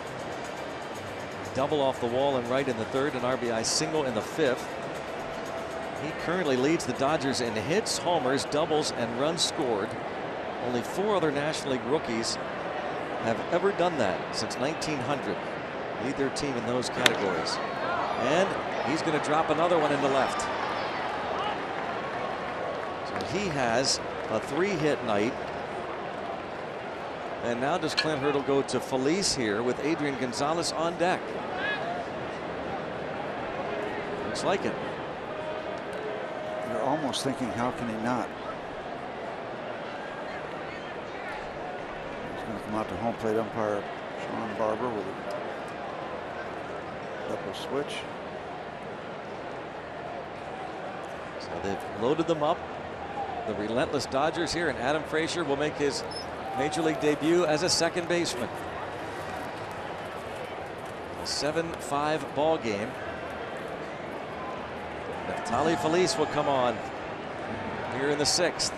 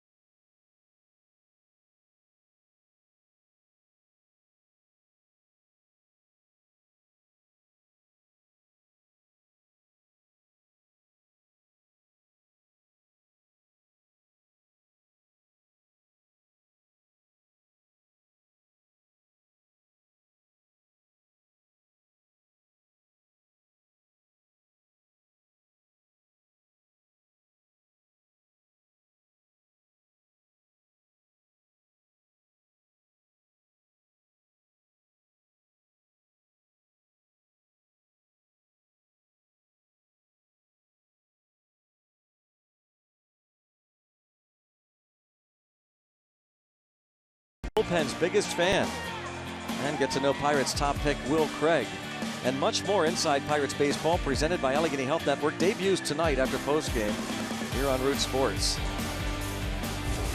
Well, Feliz walks right into a hot kitchen. So does Adam Frazier. He makes his Major League debut as a second baseman. A double switch, big smile. He's wearing the number of the guy in the other dugout. Chase Utley also wears number 26. So maybe a good choice for him if he indeed had a choice. But anyway, it's in the fire right now, and Neftali Feliz needs to do something special. Justin Turner does not strike out a lot of contact.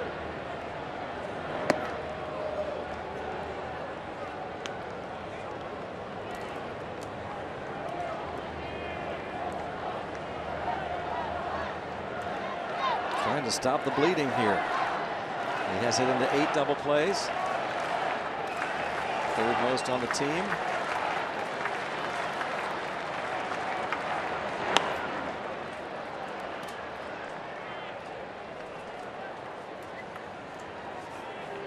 That's what number 30 has done so far this year.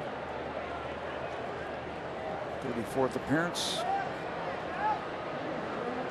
He's allowed just 2 of his 17 inherited runners to score, and both of those came in on the 4th of this month. More strikeouts than innings. You could certainly use one right now.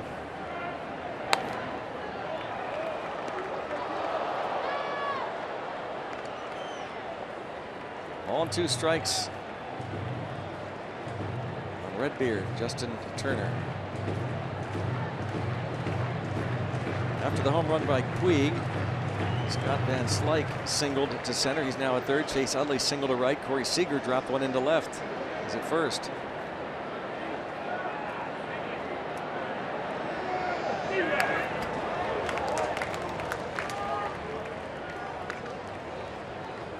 I tell you, when he lifts that leg up there like that, it's got to be difficult to get out of the way of an inside pitch when you're on one leg. So the same applies to Jung Ho Kang.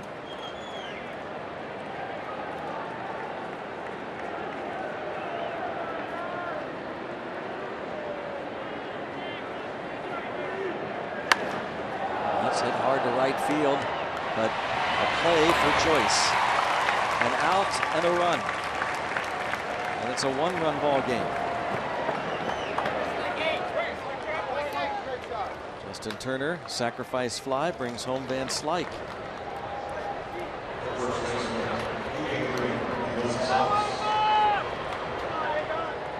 That ground charge to Hughes closes the book on him.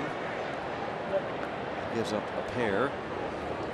Lobstein responsible for Utley and Seager now. As Felice goes after Adrian Gonzalez.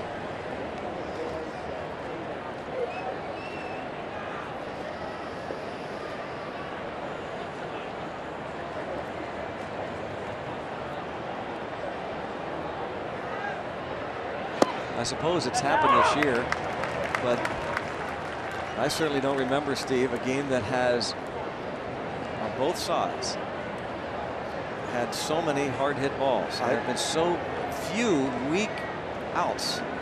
The one little flare hook, Matt Joyce down the left field line, that might be the only one. The outs. Even the outs, I'm saying. Yeah, the hit certainly by Joyce was the softest. Yeah. But everything it put in play, bullets. The ball Peterson hit for the last out in the 5th was a rocket to Andrew. Yeah. Puig's home run, of course. A line drive home run. One of the more impressive homers this year here. It has been a batting practice night.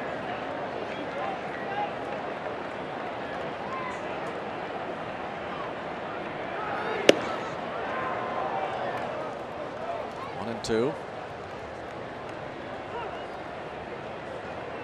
He's 1 for 2. Sacrifice fly in the 5th.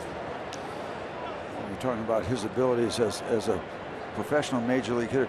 There's a calmness about him. The game is not fast. It's not too fast. Slows down for him.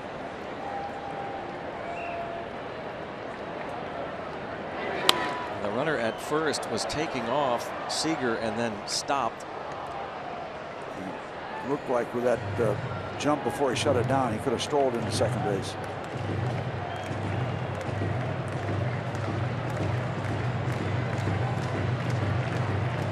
Another guy that's always been tough to strike out, always a tough out anyway. He has struck out 61 times. It does lead the club, but never easy against Adrian Gonzalez. And again, the runner takes off, and this should be easy for Joyce, or Jaso rather. It is. And Go back at it again in the bottom half of the inning. 7-6 Pittsburgh.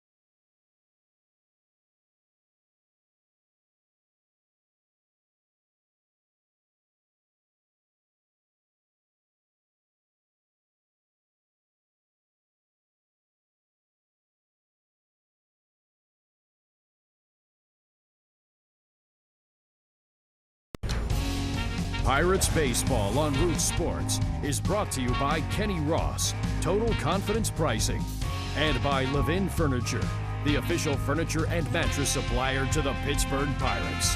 For the best quality, service, and value, shop Levin's. Let's go Bucks! It's a 7-6 ball game. Look at that line score. Pirates led 4-zip, then 5-2. Dodgers scored twice in the top of the 5th. Pirates answered with 2 in the home half, and Dodgers get 2 more in the top of the 6th. See what the Pirates do now against J.P. Howell. That ERA a bit inflated. He's been much better lately. Veteran left-hander, first came to the big leagues with Kansas City. He faces Adam Frazier in his major league debut. Called up today. Big night, big moment. Did well against left-handed pitching, but that was in the minors, of course. We saw him in spring training. Frazier from Athens, Georgia, 24 years old, listed maybe graciously at 5'10", 175 pounds. 6th round pick 3 years ago out of Mississippi State.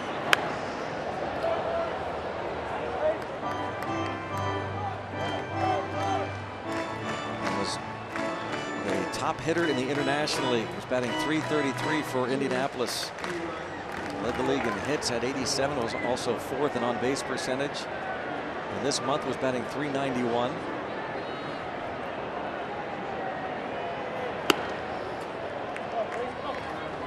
Quite a test in his first big league plate appearance against a veteran, J.P. Howell. Howell now 33 years old. He's put up good numbers. Now his 4th season with the Dodgers, spent several seasons with Tampa Bay. Great year for Dodgers. What, 143 ERA last year out of the bullpen? Something like that. Yep. And as we said, he's been much better lately. 23 games since the middle of April, 2.66 ERA. Adam Frazier now 2-2.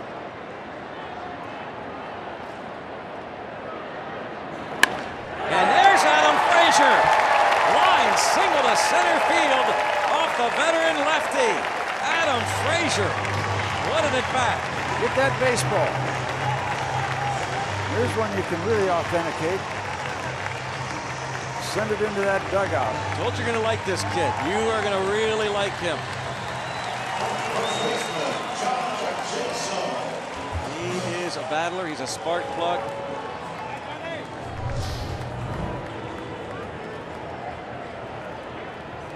What a thrill. And what a moment.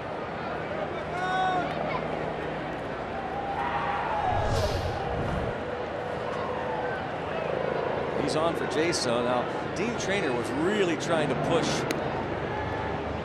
Frazier this season to push the running game.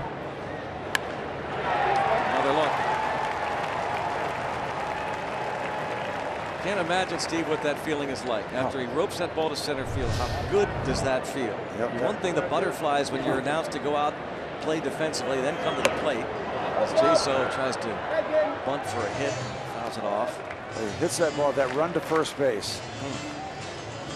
There's no time to think about dreaming about it when you're 8 years old, but at some point he'll be able to put his feet up and say, I'm here. I'm here. I don't know how long this stint is going to be here, but I've made it to the big leagues.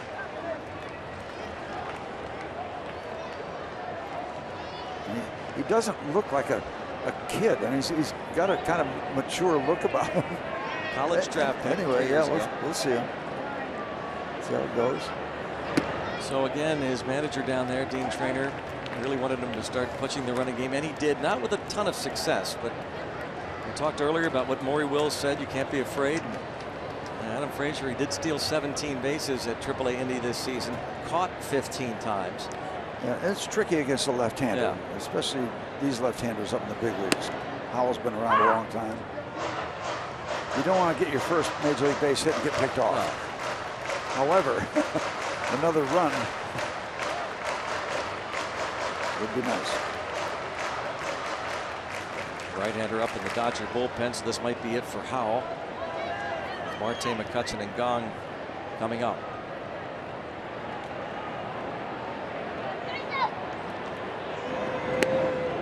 Knee deep in another barn burner.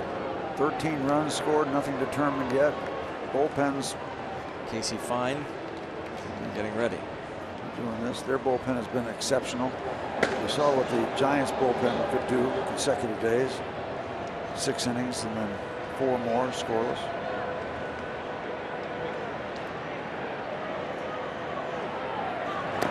There goes Frazier. Down goes Frazier to second base. He took off. So far, so good.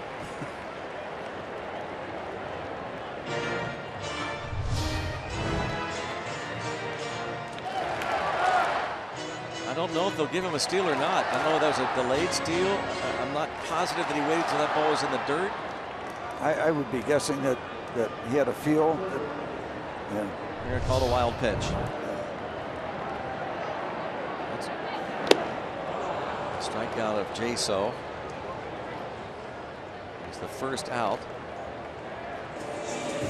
And we'll bring up Starling Marte.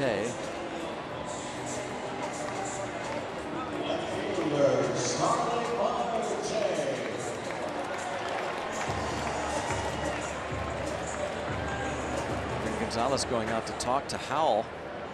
Yeah, and it looked like Roberts had the lineup card in his hand. Whether he's doing that for a delayed tactic there, Gonzalez, or giving him a suggestion on the base runner. Maybe that wasn't Roberts. Or think about the bunt, the possibility, though I can't envision Marte trying that. Yeah, I'm a little surprised here.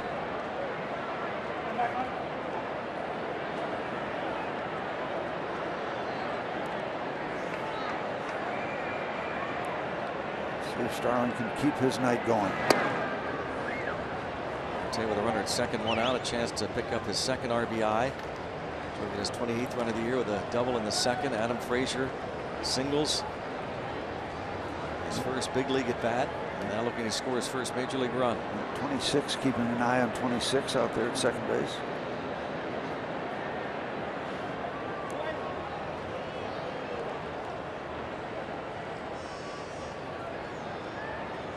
Righty's the reason. He wants it, so send it over here.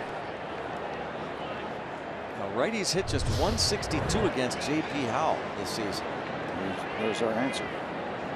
Lefties, on the other hand, 333. Reverse split.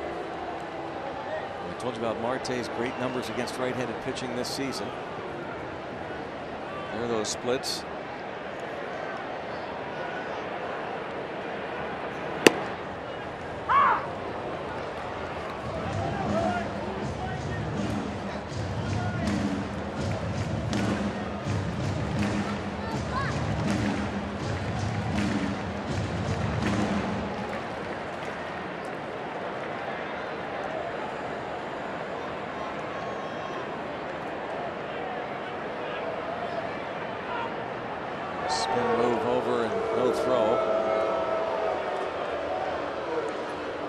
just even looking for one more run, just to get Answer. just that much separation. Answer again, like the Pirates did in the bottom of the 5th.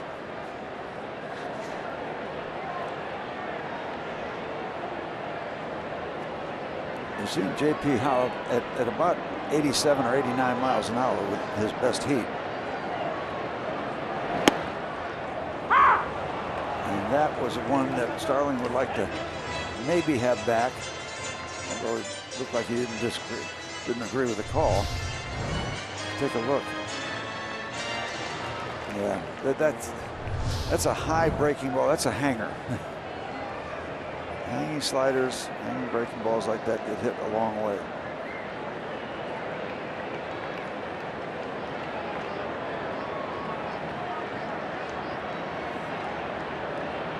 A lot of movement on that infield.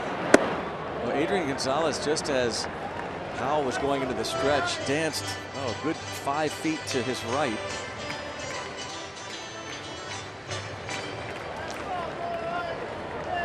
Gold Glover 4 times. 08, 09, 2011, 2014 for Adrian Gonzalez. 2-2 with McCutchen on deck.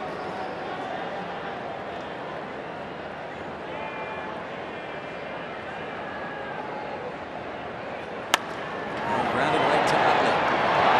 Drops for a second, but he'll get Marte easily. 2 outs. Brings up McCutchen. Bucco's going to be in the national spotlight this Sunday night, taking on these Dodgers. 8:05, and all kids 14 and younger will get one of these Andrew McCutchen new replica alternate jerseys. Compliments of Chevrolet. For tickets, go to pirates.com. Those late 70s, early 80s style unis. Almost looks like a varsity Yeah. kind of a shirt. Now McCutchen.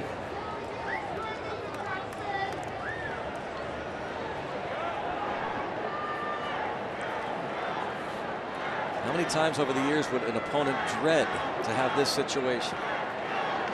McCutchen against a left-handed batter with a runner in scoring position. He has A made them left-handed pay. pitcher, I might have said left-handed batter. A left-handed pitcher, of course, against Andrew McCutchen. That was lethal in the past until this slump. He can get out of it at any time, and he still has the reputation. The opponents look at Andrew McCutchen. They may not believe that .238 batting average coming in. Still has the reputation. We saw the numbers career-wise with men in scoring position. Great career numbers against lefties. Over 300 career average against these Dodgers, and so far he's seen nothing close to the strike zone. Well, if they miss enough, got a man at third base. Always thrown a couple wild pitches.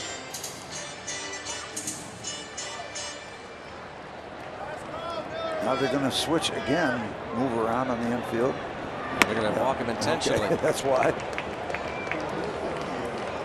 Which again, in the past, you'd have thought nothing of it. Of course, you're going to walk him intentionally, regardless of who's on deck. Now, watching McCutchen struggle, you wonder, as Dave Roberts is going to go to a right-hander. That's the 4th intentional walk issued to McCutchen this season. And we'll see if Jung Ho Kang can come through against the righty.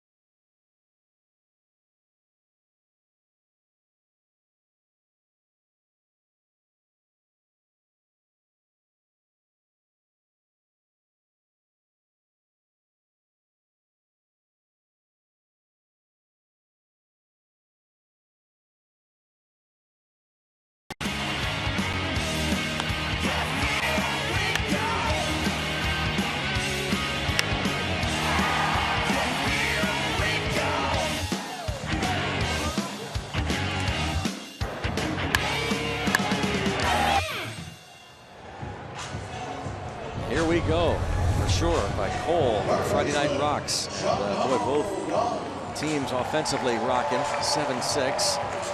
Pirates have runners now at first and third, and Casey Fiend, the right-hander, will come on to try and get the final out. He has had issues with home runs.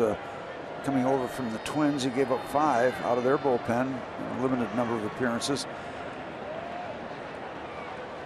Numbers, I believe that's overall.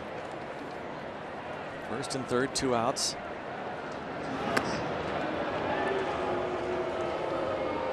With the Dodgers, he's worked just 13 innings and given up 3 home runs. Frazier at third, McCutchen at first.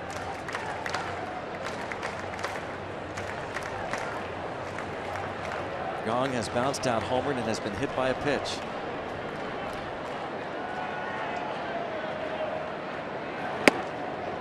And again, a dangerous breaking ball up and in. Those balls get hit a long way. He might have wanted that back, and Jung Ho might have wanted another whack, or at least a look at it.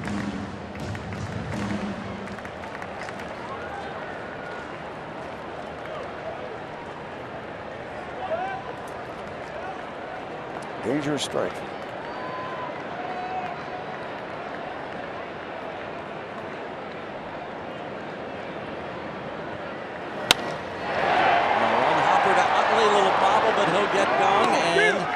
Pirates will remain up by just 1.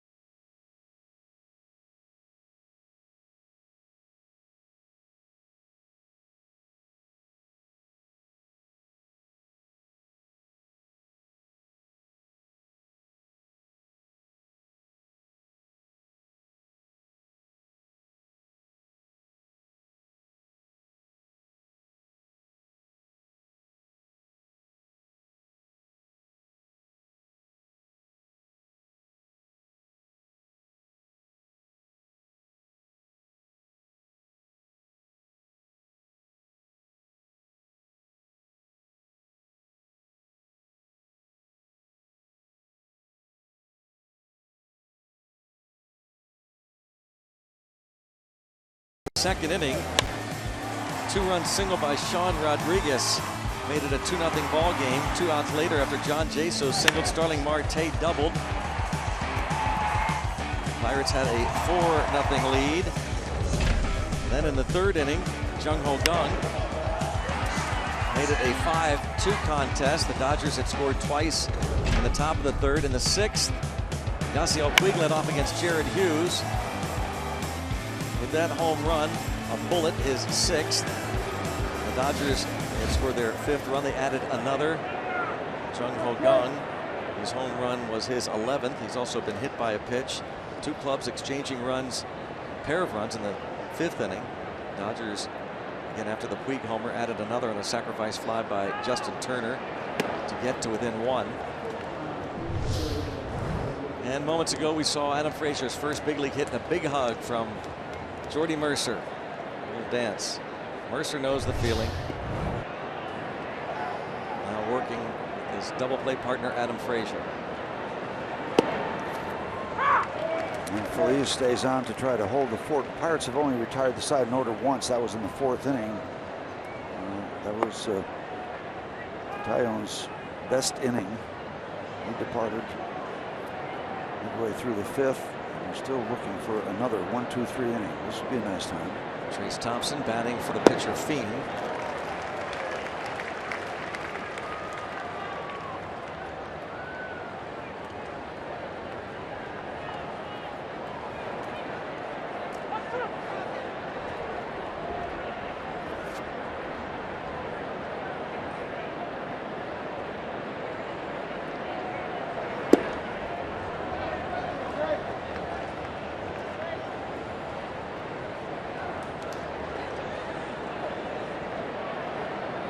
This would be the first, if I'm not mistaken, the first 4-out outing,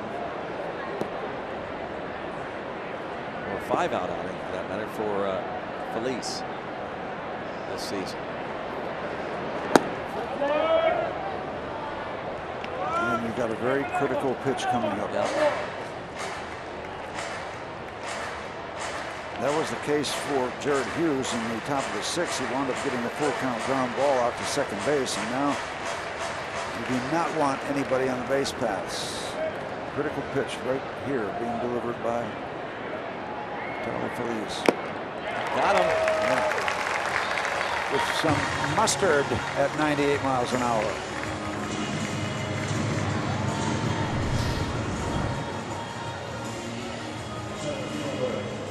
Extreme heat. Allegheny Health Network Supermo look. Almost knocked the glove off. Chris Stewart, 98 miles an hour. That is a possibility. Some heat.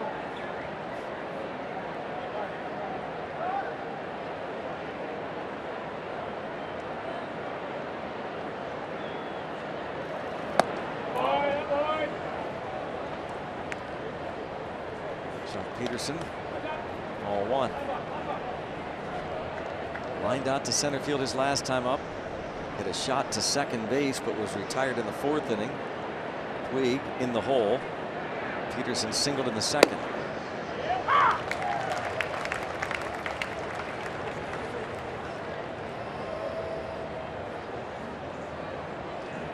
Home runs this year, 26 last year. Peterson. Good many of them coming in the first half.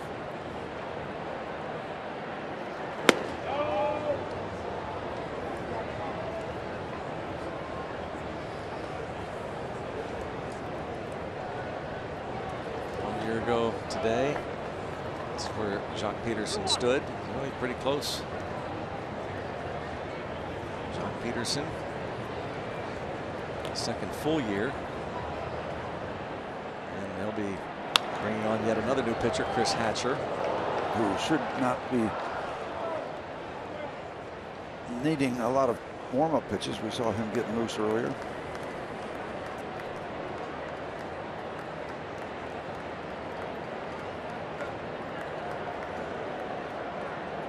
Phillies trying to keep the ball away from the Peterson power.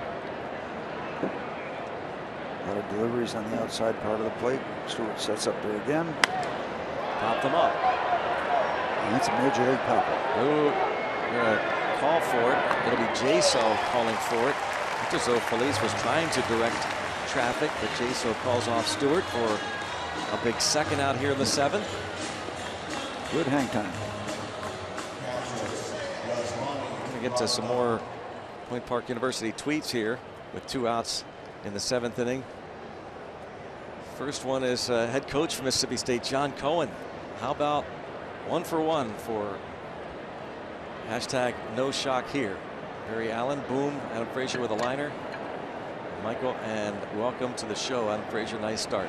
Yep, nothing cheap about that base hit either. No. That was a BB.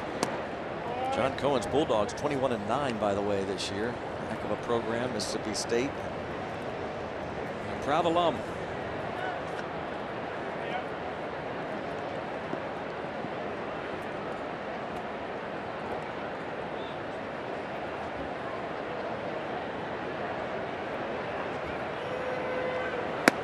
We talk so much about the player himself, but what about the high school coaches and the college coaches that see guys that played for them come to the big leagues? Got to be a lot of pride.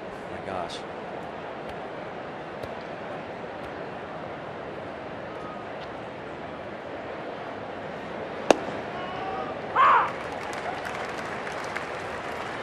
we know the drill if Phillies can get another out. The Watson-Melanson program.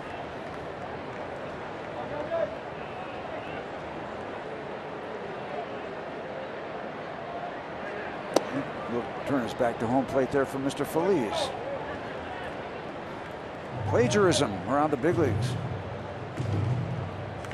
Tony Watson is the plan, but the fact that he is up now tells you that Clint Hurdle will go to him this inning if need be. September 18th, I believe, last year, the last time Natali Feliz got more than 3 outs in an outing. He's gotten 4 outs so far. 26 pitches, reasonable, but Clint Hurdle watches that pitch count very closely, especially with the relievers, and depending on what he does here with Grandal. If he gets him out, obviously no big deal, but if the bat is extended, then that's a different story. And the story here is Natali Feliz gets the big 5 outs of the game to this point. 7th inning stretch, Bucks up 7-6.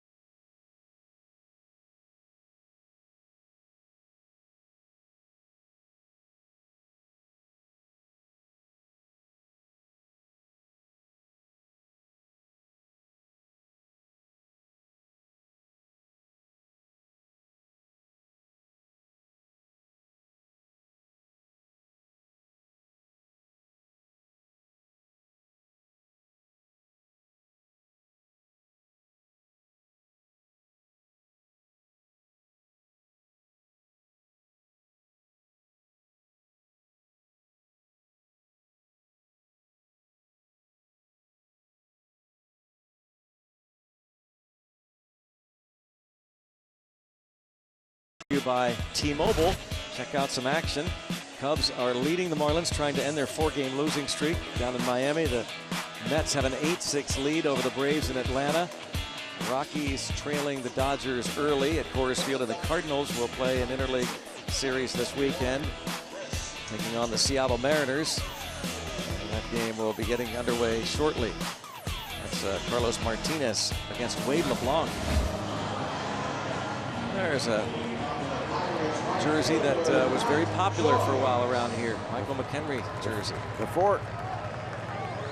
Hold the fort right now. 7-6. So far the MVP is Natali Feliz. Man. Yep, strong. Heck of a job. 5 outs. Needed that badly. Now Chris Hatcher, he becomes the 5th pitcher to work for Los Angeles. His numbers, and he's been touched by the home run. 5 given up.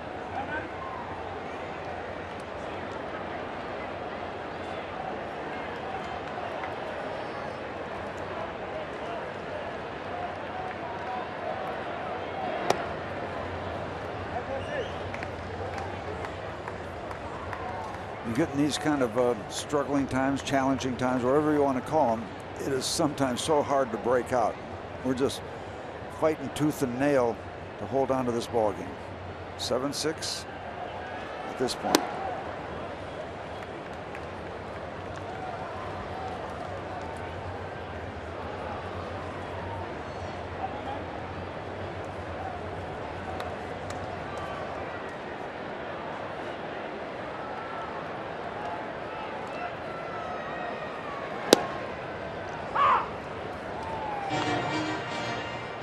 On that Joyce, he had that bloop single Last time up in the 5th, brought in a run. He doubled leading off the 2nd and scored at a one-hop shot to Chase Utley in his 2nd at bat.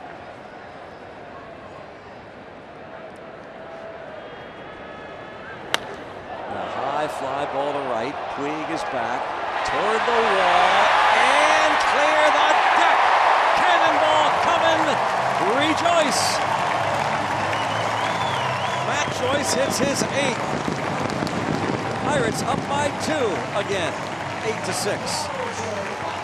Those high fly balls toward the Clemente wall, you have to wait. You have to watch the outfielder, watch the wall, watch it go into the stands. A little breathing room. Number 6 giving up by Chris Hatcher out of the Dodger bullpen.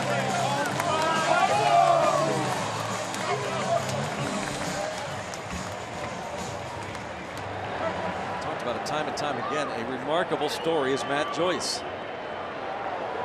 We've seen players bounce back, have bounced back years, but this is so impressive. What a night. Double, single, home run.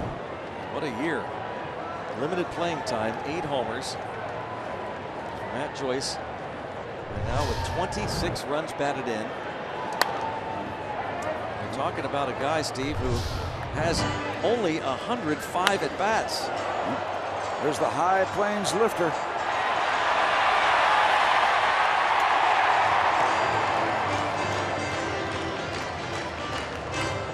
A little chest bump with Garrett Cole.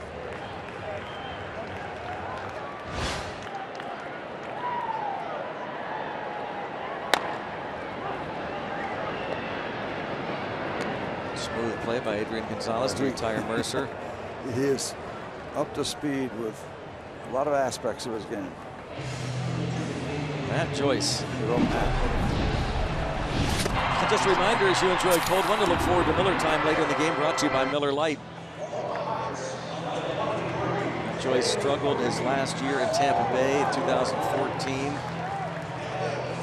Maybe that's not fair. Struggled. Hit .244, modest. But this is a guy who was in the middle of the Tampa Bay lineup a handful of years ago. Acquired by the Angels before last season and hit just .174 with 5 homers, 21 RBIs, almost 250 at bats. He's already topped those numbers in a little over 100 ABs this season.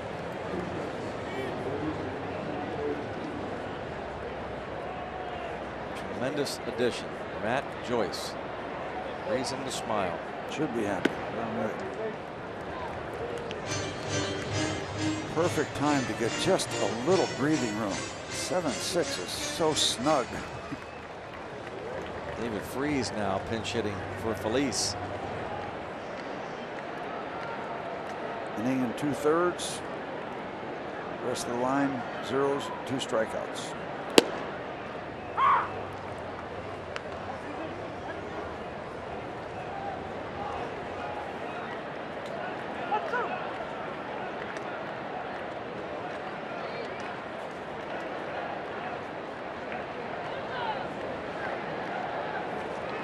Two latest additions to the Pirates offense were the 2 best.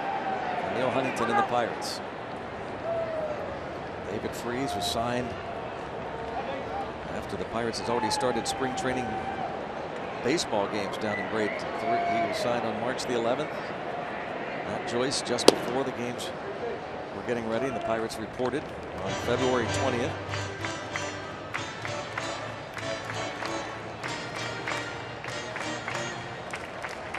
He's .292 with 6 homers, 27 RBIs. Joyce just lifted his 8th home run over the Clemente wall.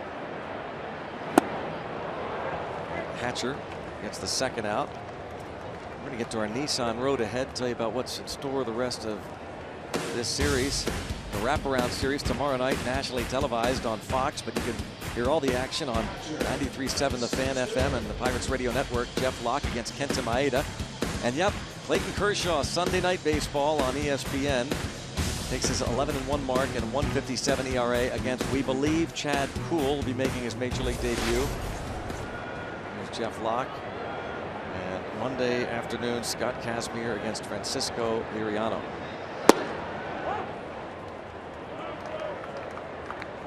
Chad Cole, phenomenal numbers at AAA, but as we have seen with Jameson Taillon, seen a couple of real strong starts, and you've seen big leagues punch back. You've seen youth trying to get their feet on the ground in the big leagues. Different theater. How often do we see it, and yet we constantly need reminded, don't we? I know. Of reality. It's just everybody wants, and we're part of it. We want those minor leaguers, the prospects, get up here. They're better than those guys. But a lot of them aren't yet. Yeah. It takes a while. It's not automatic. There have been a few exceptions, but not many.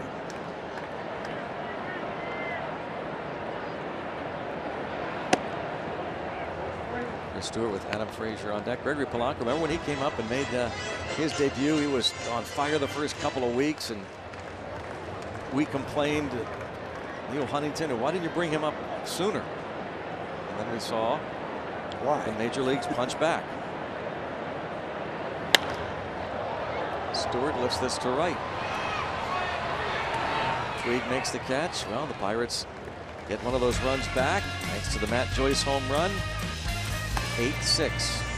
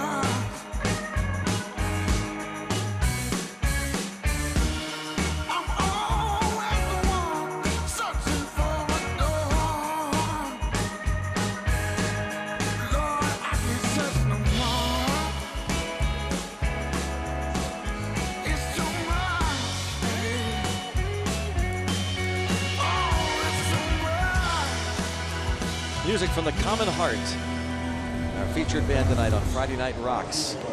Hold My Hand. And that Joyce, that home run. I want Tony Watson to hold that lead. David Freese going to play first base. Tony Watson, yeah, who is coming off 6 straight scoreless appearances, so looks at this point like the Tony Watson we're used to seeing. Had a rough patch there and seems to have gotten it figured out. Yasiel Puig, Scott Van Slyke, Chase Utley.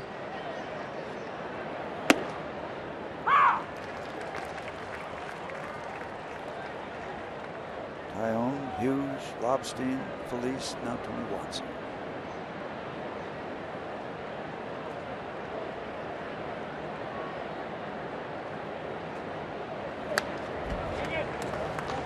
Oh, Puig upset with himself. He thought that should have been hit into the seats in left field. Well, enough people have been upset with him. He's allowed to be upset with himself. That ball is right down the middle. Yep. And, coming off that last rocket shot, he's wanting more. Yep. That's where his first home run landed. In the air to shallow center, McCutcheon. He does a good job taking a little speed off that ball. Get him out in front. And cricket gives us something to smile about. A look at tonight's attendance, 28,226. They have been treated to a lot of offense. These two clubs have combined for the 14 runs and 23 hits. Entertained. Things finally settled down when Vitali Feliz came in. Dodgers have actually out-hit the Pirates 12-11. The fans here have seen Adam Frazier make his major league debut, and they see Matt Joyce make a fabulous play to rob Scott Van Slyke of a hit. Do it with the bat. Do it with the glove. Buckle down. Do it.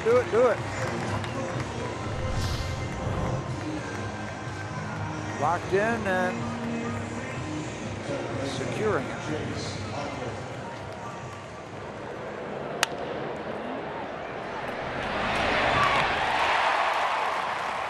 Joyce with the play in right, 2 away. Every out precious. Henry Polanco not playing, but appreciated that play by Joyce. Chase Utley.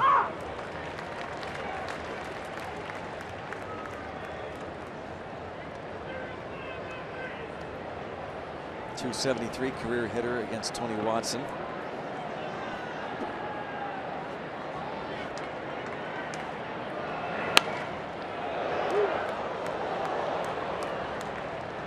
Chase Utley was the final batter ever at Veterans Stadium, September 28, 2003. Grounded into a double play against then Braves reliever Jason Marquis.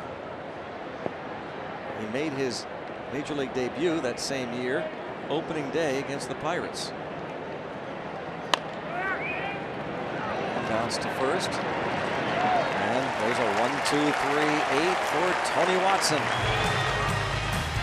Bucks up 8-6.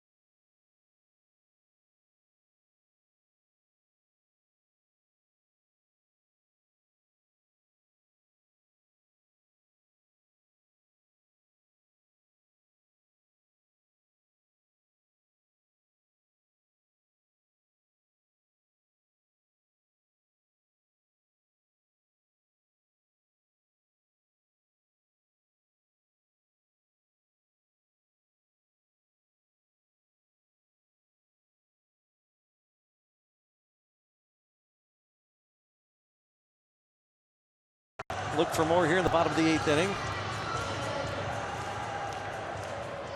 Adam Frazier collected his first big league hit, his first major league at bat, and he's at the plate here to start the bottom of the 8th. Against Chris Hatcher. All fans welcome. That sign being held up from Raleigh, North Carolina. Ballpark watching the Buccos tonight. Watching a man from Athens, Georgia.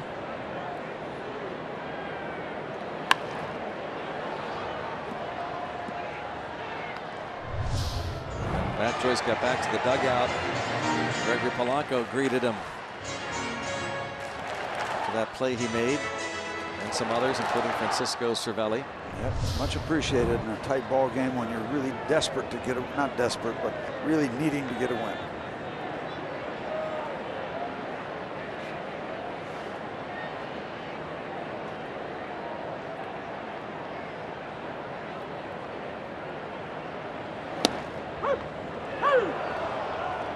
Frazier's second at bat is a strikeout looking. Tony Watson, a 1-2-3, top of the 8th with some help in that defensive play by Joyce. Pirates return to Root Sports on Monday. Wrapping up this 4-game series against these Dodgers. Join us Monday starting at noon with Pirates pregame presented by W.B. Mason. 12:35 first pitch on Monday afternoon here at PNC Park. Final game of this 8-game homestand, then a long road trip. Francisco Liriano seated there next to interpreter Mike Gonzalez and assistant to the general manager. He's on Liriano's right. Liriano will work on Monday.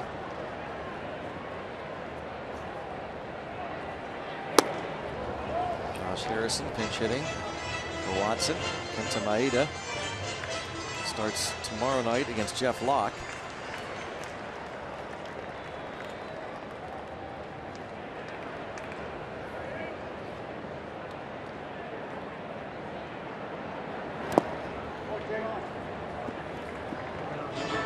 Hey,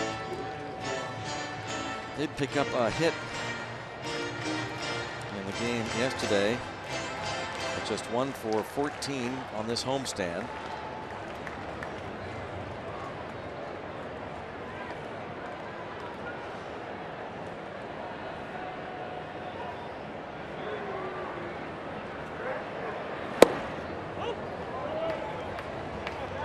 Two and one.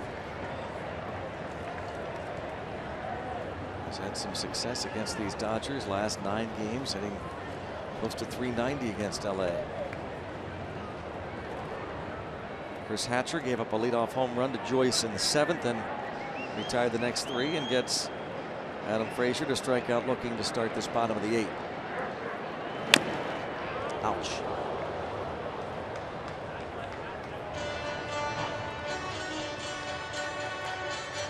You don't usually see Josh Harrison with an all-white uniform at this point in the ballgame.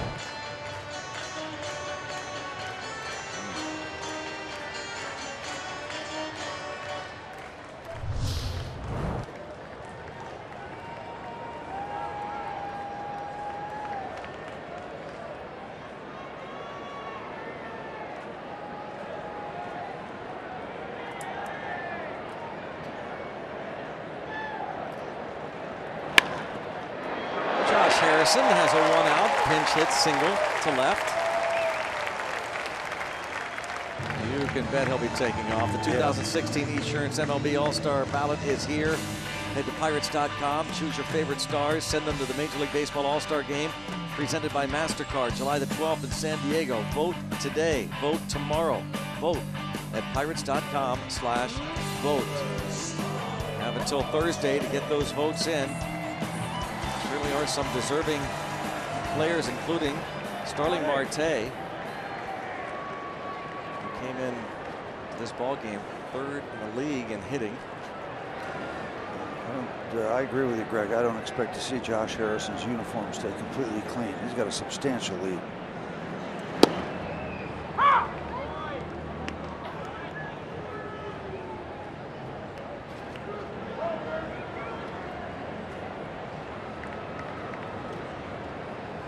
Closer, Mark Melancon.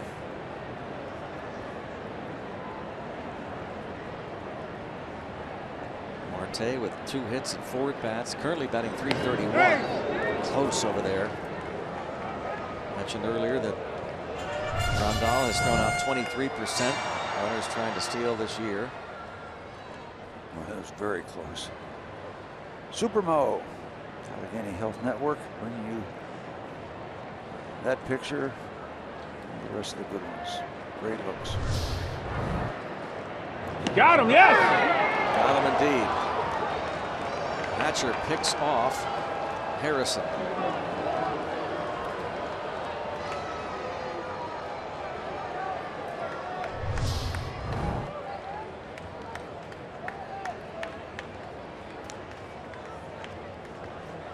similar look. The glove getting there in time. He does need that oven mitt extension. If he had had that on, Yeah. he's in there. You're right, Steve, though, that jersey is dirty. Yeah. Didn't take long. That's Josh Harrison for you. He said, I'm going. I was going. He outta was here. going. I knew I could knock it down. Yeah, he knew he had a good chance to steal that bag. And talked about it earlier. Base Steelers are unafraid. Talking to Adam Frazier. Jay with 12 steals in 13 attempts.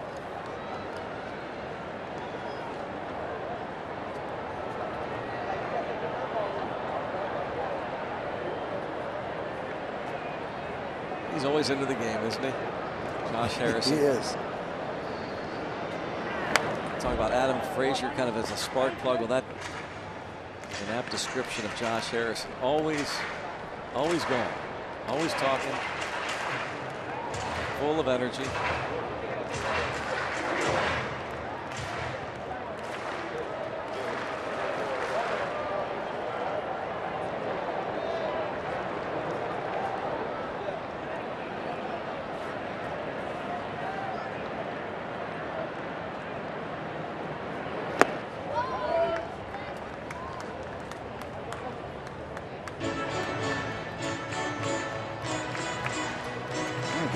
Joyce to see if we can get a triple in the cycle.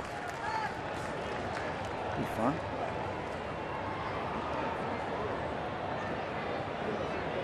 Also would mean that we have some significant insurance. Foul ball. Now the Dodgers are claiming he was out of the batter's box. Home plate umpire Sean Barber emphatically said he was there. 1-2 the count.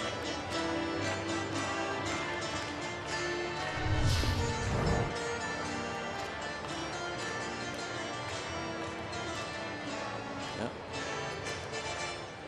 Oh, foul ball. Marte looks for his third hit.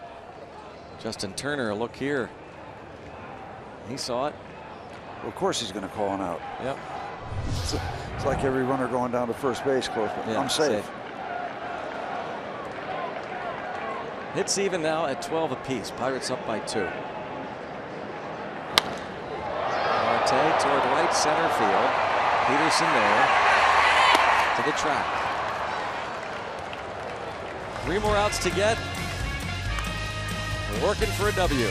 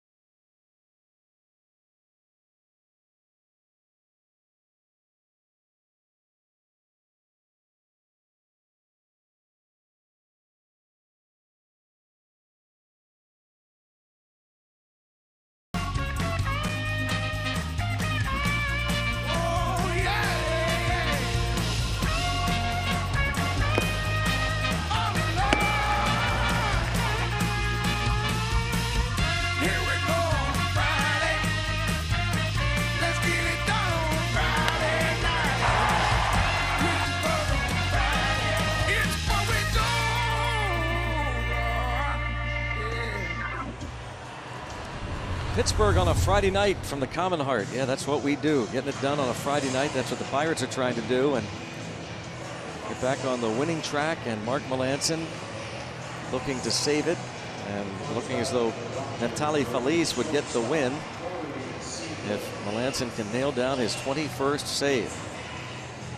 Josh Harrison takes over at second base after pinch hitting. Adam Frazier out of there, and Melancon inserted into that 9th spot of the order.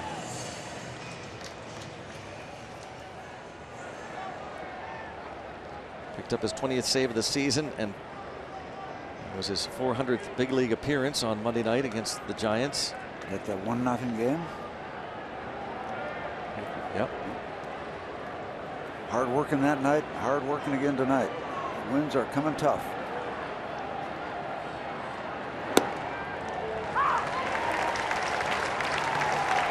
Two, 3, 4 hitters. Corey Seager, Justin Turner, Adrian Gonzalez. Seager with 3 of the dozen hits. I'm liking that second run, or that 8th run rather. They give us a 2-run lead.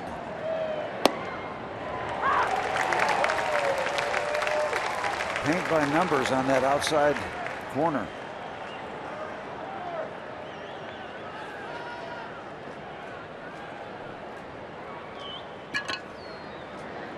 Beautiful. That's hitting your spots right there. UPMC Sports Medicine Grid. Well, might have tipped his glove, but Harrison there and past Freeze. It was going to be an issue after it got by Melancon. Mark almost got it. I think you're right. I think he got a piece of it.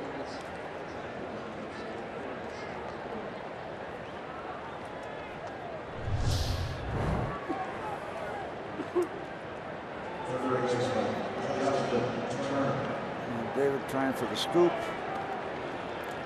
Now I'm really happy about that extra run cushion. Harrison maybe had just a little bit more time maybe than he thought. It goes as a base hit. It matches Seager's career high. 4 hits in a ball game.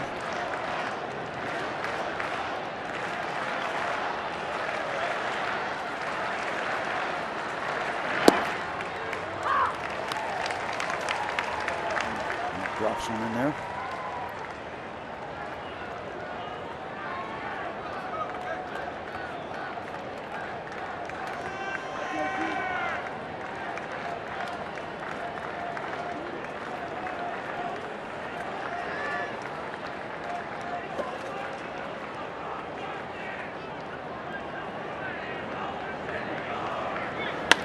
Yes, yes. 2 outs. That's the 9th one that he has hit into. Really, the numbers don't matter, even if it was the first one. Well, Mercer at a better time. Sorry, Steve. Mercer had all kinds of trouble getting that ball out and was just desperately trying to get it out of there. And then Josh Harrison. You had to kind of two-hand it to him. Jay Hay gets it and on to first for the double play. That ball almost rolled up his wrist. 1 out away. Now he can stand up. They haven't been standing up too often in the 9th inning. But Bucks and the fans are into it.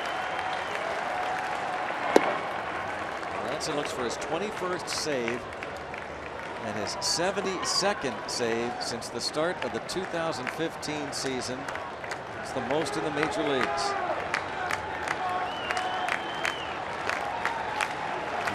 Folks from Raleigh enjoying it. I hope.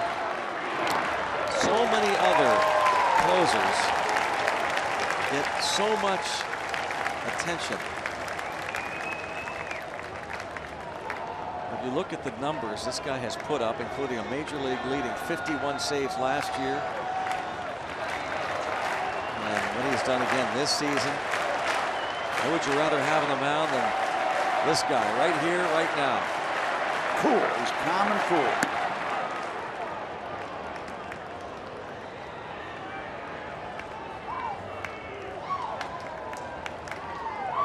always remember when Mark came over. Well, he does have a little background. He saved 20 games for the Houston Astros. Looking at his resume, then he bounced around before he has found it here in Pittsburgh. 2 strikes on Adrian Gonzalez. A nice pick down the left field line.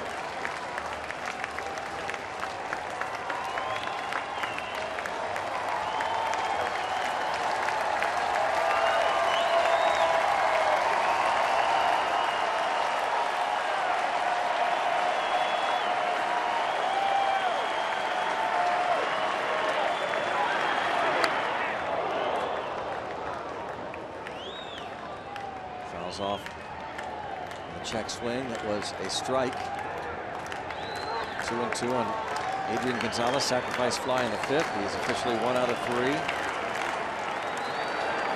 Again, great career numbers against the Pirates. If he reaches, Pique Hernandez will pinch hit. Wow. How did he even do that? Man, how was that bat was in on him. Yeah, really. Wow. Late souvenir. Up and in. Look at this. Man, that's just above his hands, literally. A couple of cool customers facing off here.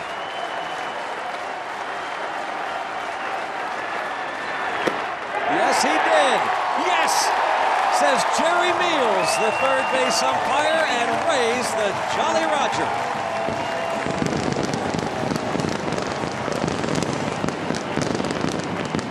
It don't come easy, Ringo.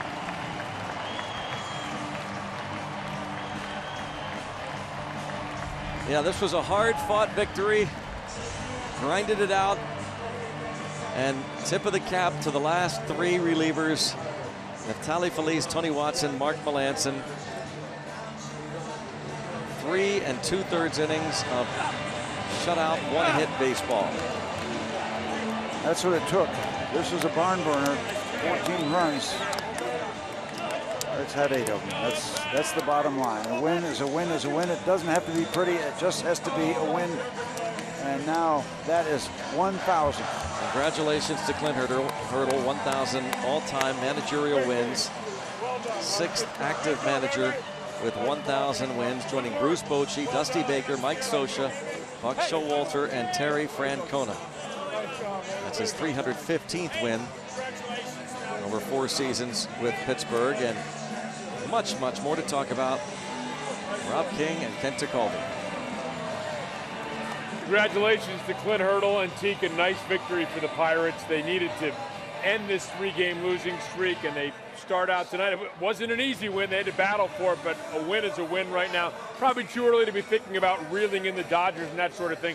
You just got to start winning some ball games here. Yeah, and I mean, I think Steve mentioned it at the end of the game. He says, you know what, right now we're not painting any pictures. All you need is a result. Win right now the way the Pirates have been playing. They've had so many losses, so many different ways to lose. The way they won tonight is just perfectly fine from the situation right now. Just keep on going. Great game offensively and defensively for Matt Joyce, who's standing by with Robbie Inzbikowski. Yeah, Teak was talking a second ago, big formula. How about single, double, home run from Matt Joyce and a fantastic diving catch out there in right field. But Matt, first and foremost, Clint Hurdle tonight won his 1,000th career game as a big league manager.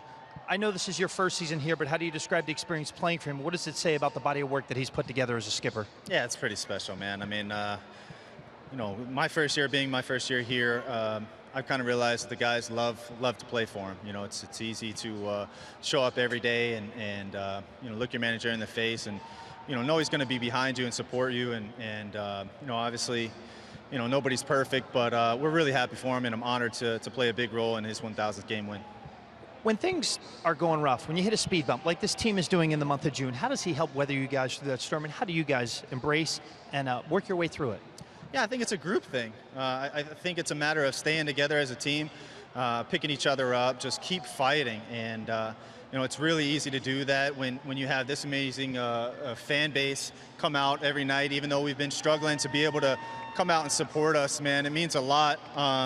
And even though we've been struggling, I can promise you we're never going to stop fighting. And I think we really believe a lot in this team, and we still have the same goal to go all the way. Greg and Steve, during the ballgame, we're talking about the year you're having, the redemption, your comeback year, whatever you want to call it. The numbers are really astounding for the limited time that you play. How are you able to contribute regardless of the role, and what does it mean to you to do this? Well, first, it means a lot, obviously. To come from so much failure in the past and to be able to make the adjustments and, have some success here. But for me, I'm not really satisfied. It's a long season. I understand we have a long way to go. I'm just really hungry. I'm determined, and I still have a long way to go. I'm having fun right now, which is awesome, and hopefully we can get this thing rolling and create some momentum for ourselves. All right, Matt, thanks for your time. Cool, thanks. All right, how about it for Matt Joyce? Him and the Buccos, Clint Hurdle's 1,000th win. Rob, how about that? Yeah, Robbie, great milestone for Clint Hurdle and a great story for Matt Joyce, fighting his way back, going down to Winter League ball, really kind of humbling himself, and it was important to him, obviously, to get back to this point, and he has gotten back to this point, batting .305 after hitting his 8th home run tonight, again in limited duty, and helping power the Bucs to an 8-6 victory. Also, very helpful tonight, Miller Time brought to you by Miller Lite. The work of Neftali Feliz. This bullpen has been beleaguered. When they've gotten it to the right guys at the back end, they've been pretty good. And Feliz tonight really helped pull this game out tonight. Yeah, again, we've gone through such a string of games that, it's basically the next man up mentality in the bullpen because there's always a couple of guys that are shut down. Tonight, though, it was kind of a rocky road the whole way through the ballgame until Feliz came in. He put things back in order and handed a lead over to Watson and Melanson in the game where it very easily could not have been a lead when it got to them. So Neftali Feliz with a great job tonight. 5 up, 5 down for him. The Buccos end their 3-game losing streak. They get manager Clint Hurdle's 1,000th career victory, and they beat the LA Dodgers in Game 1 of this 4-game set, 8-6. Coming up, we'll have highlights from this game, post-game reaction from manager Clint Hurdle and others, Teague's analysis, and look forward to Game 2 of the series and more. Coming up next on Pirates Postgame.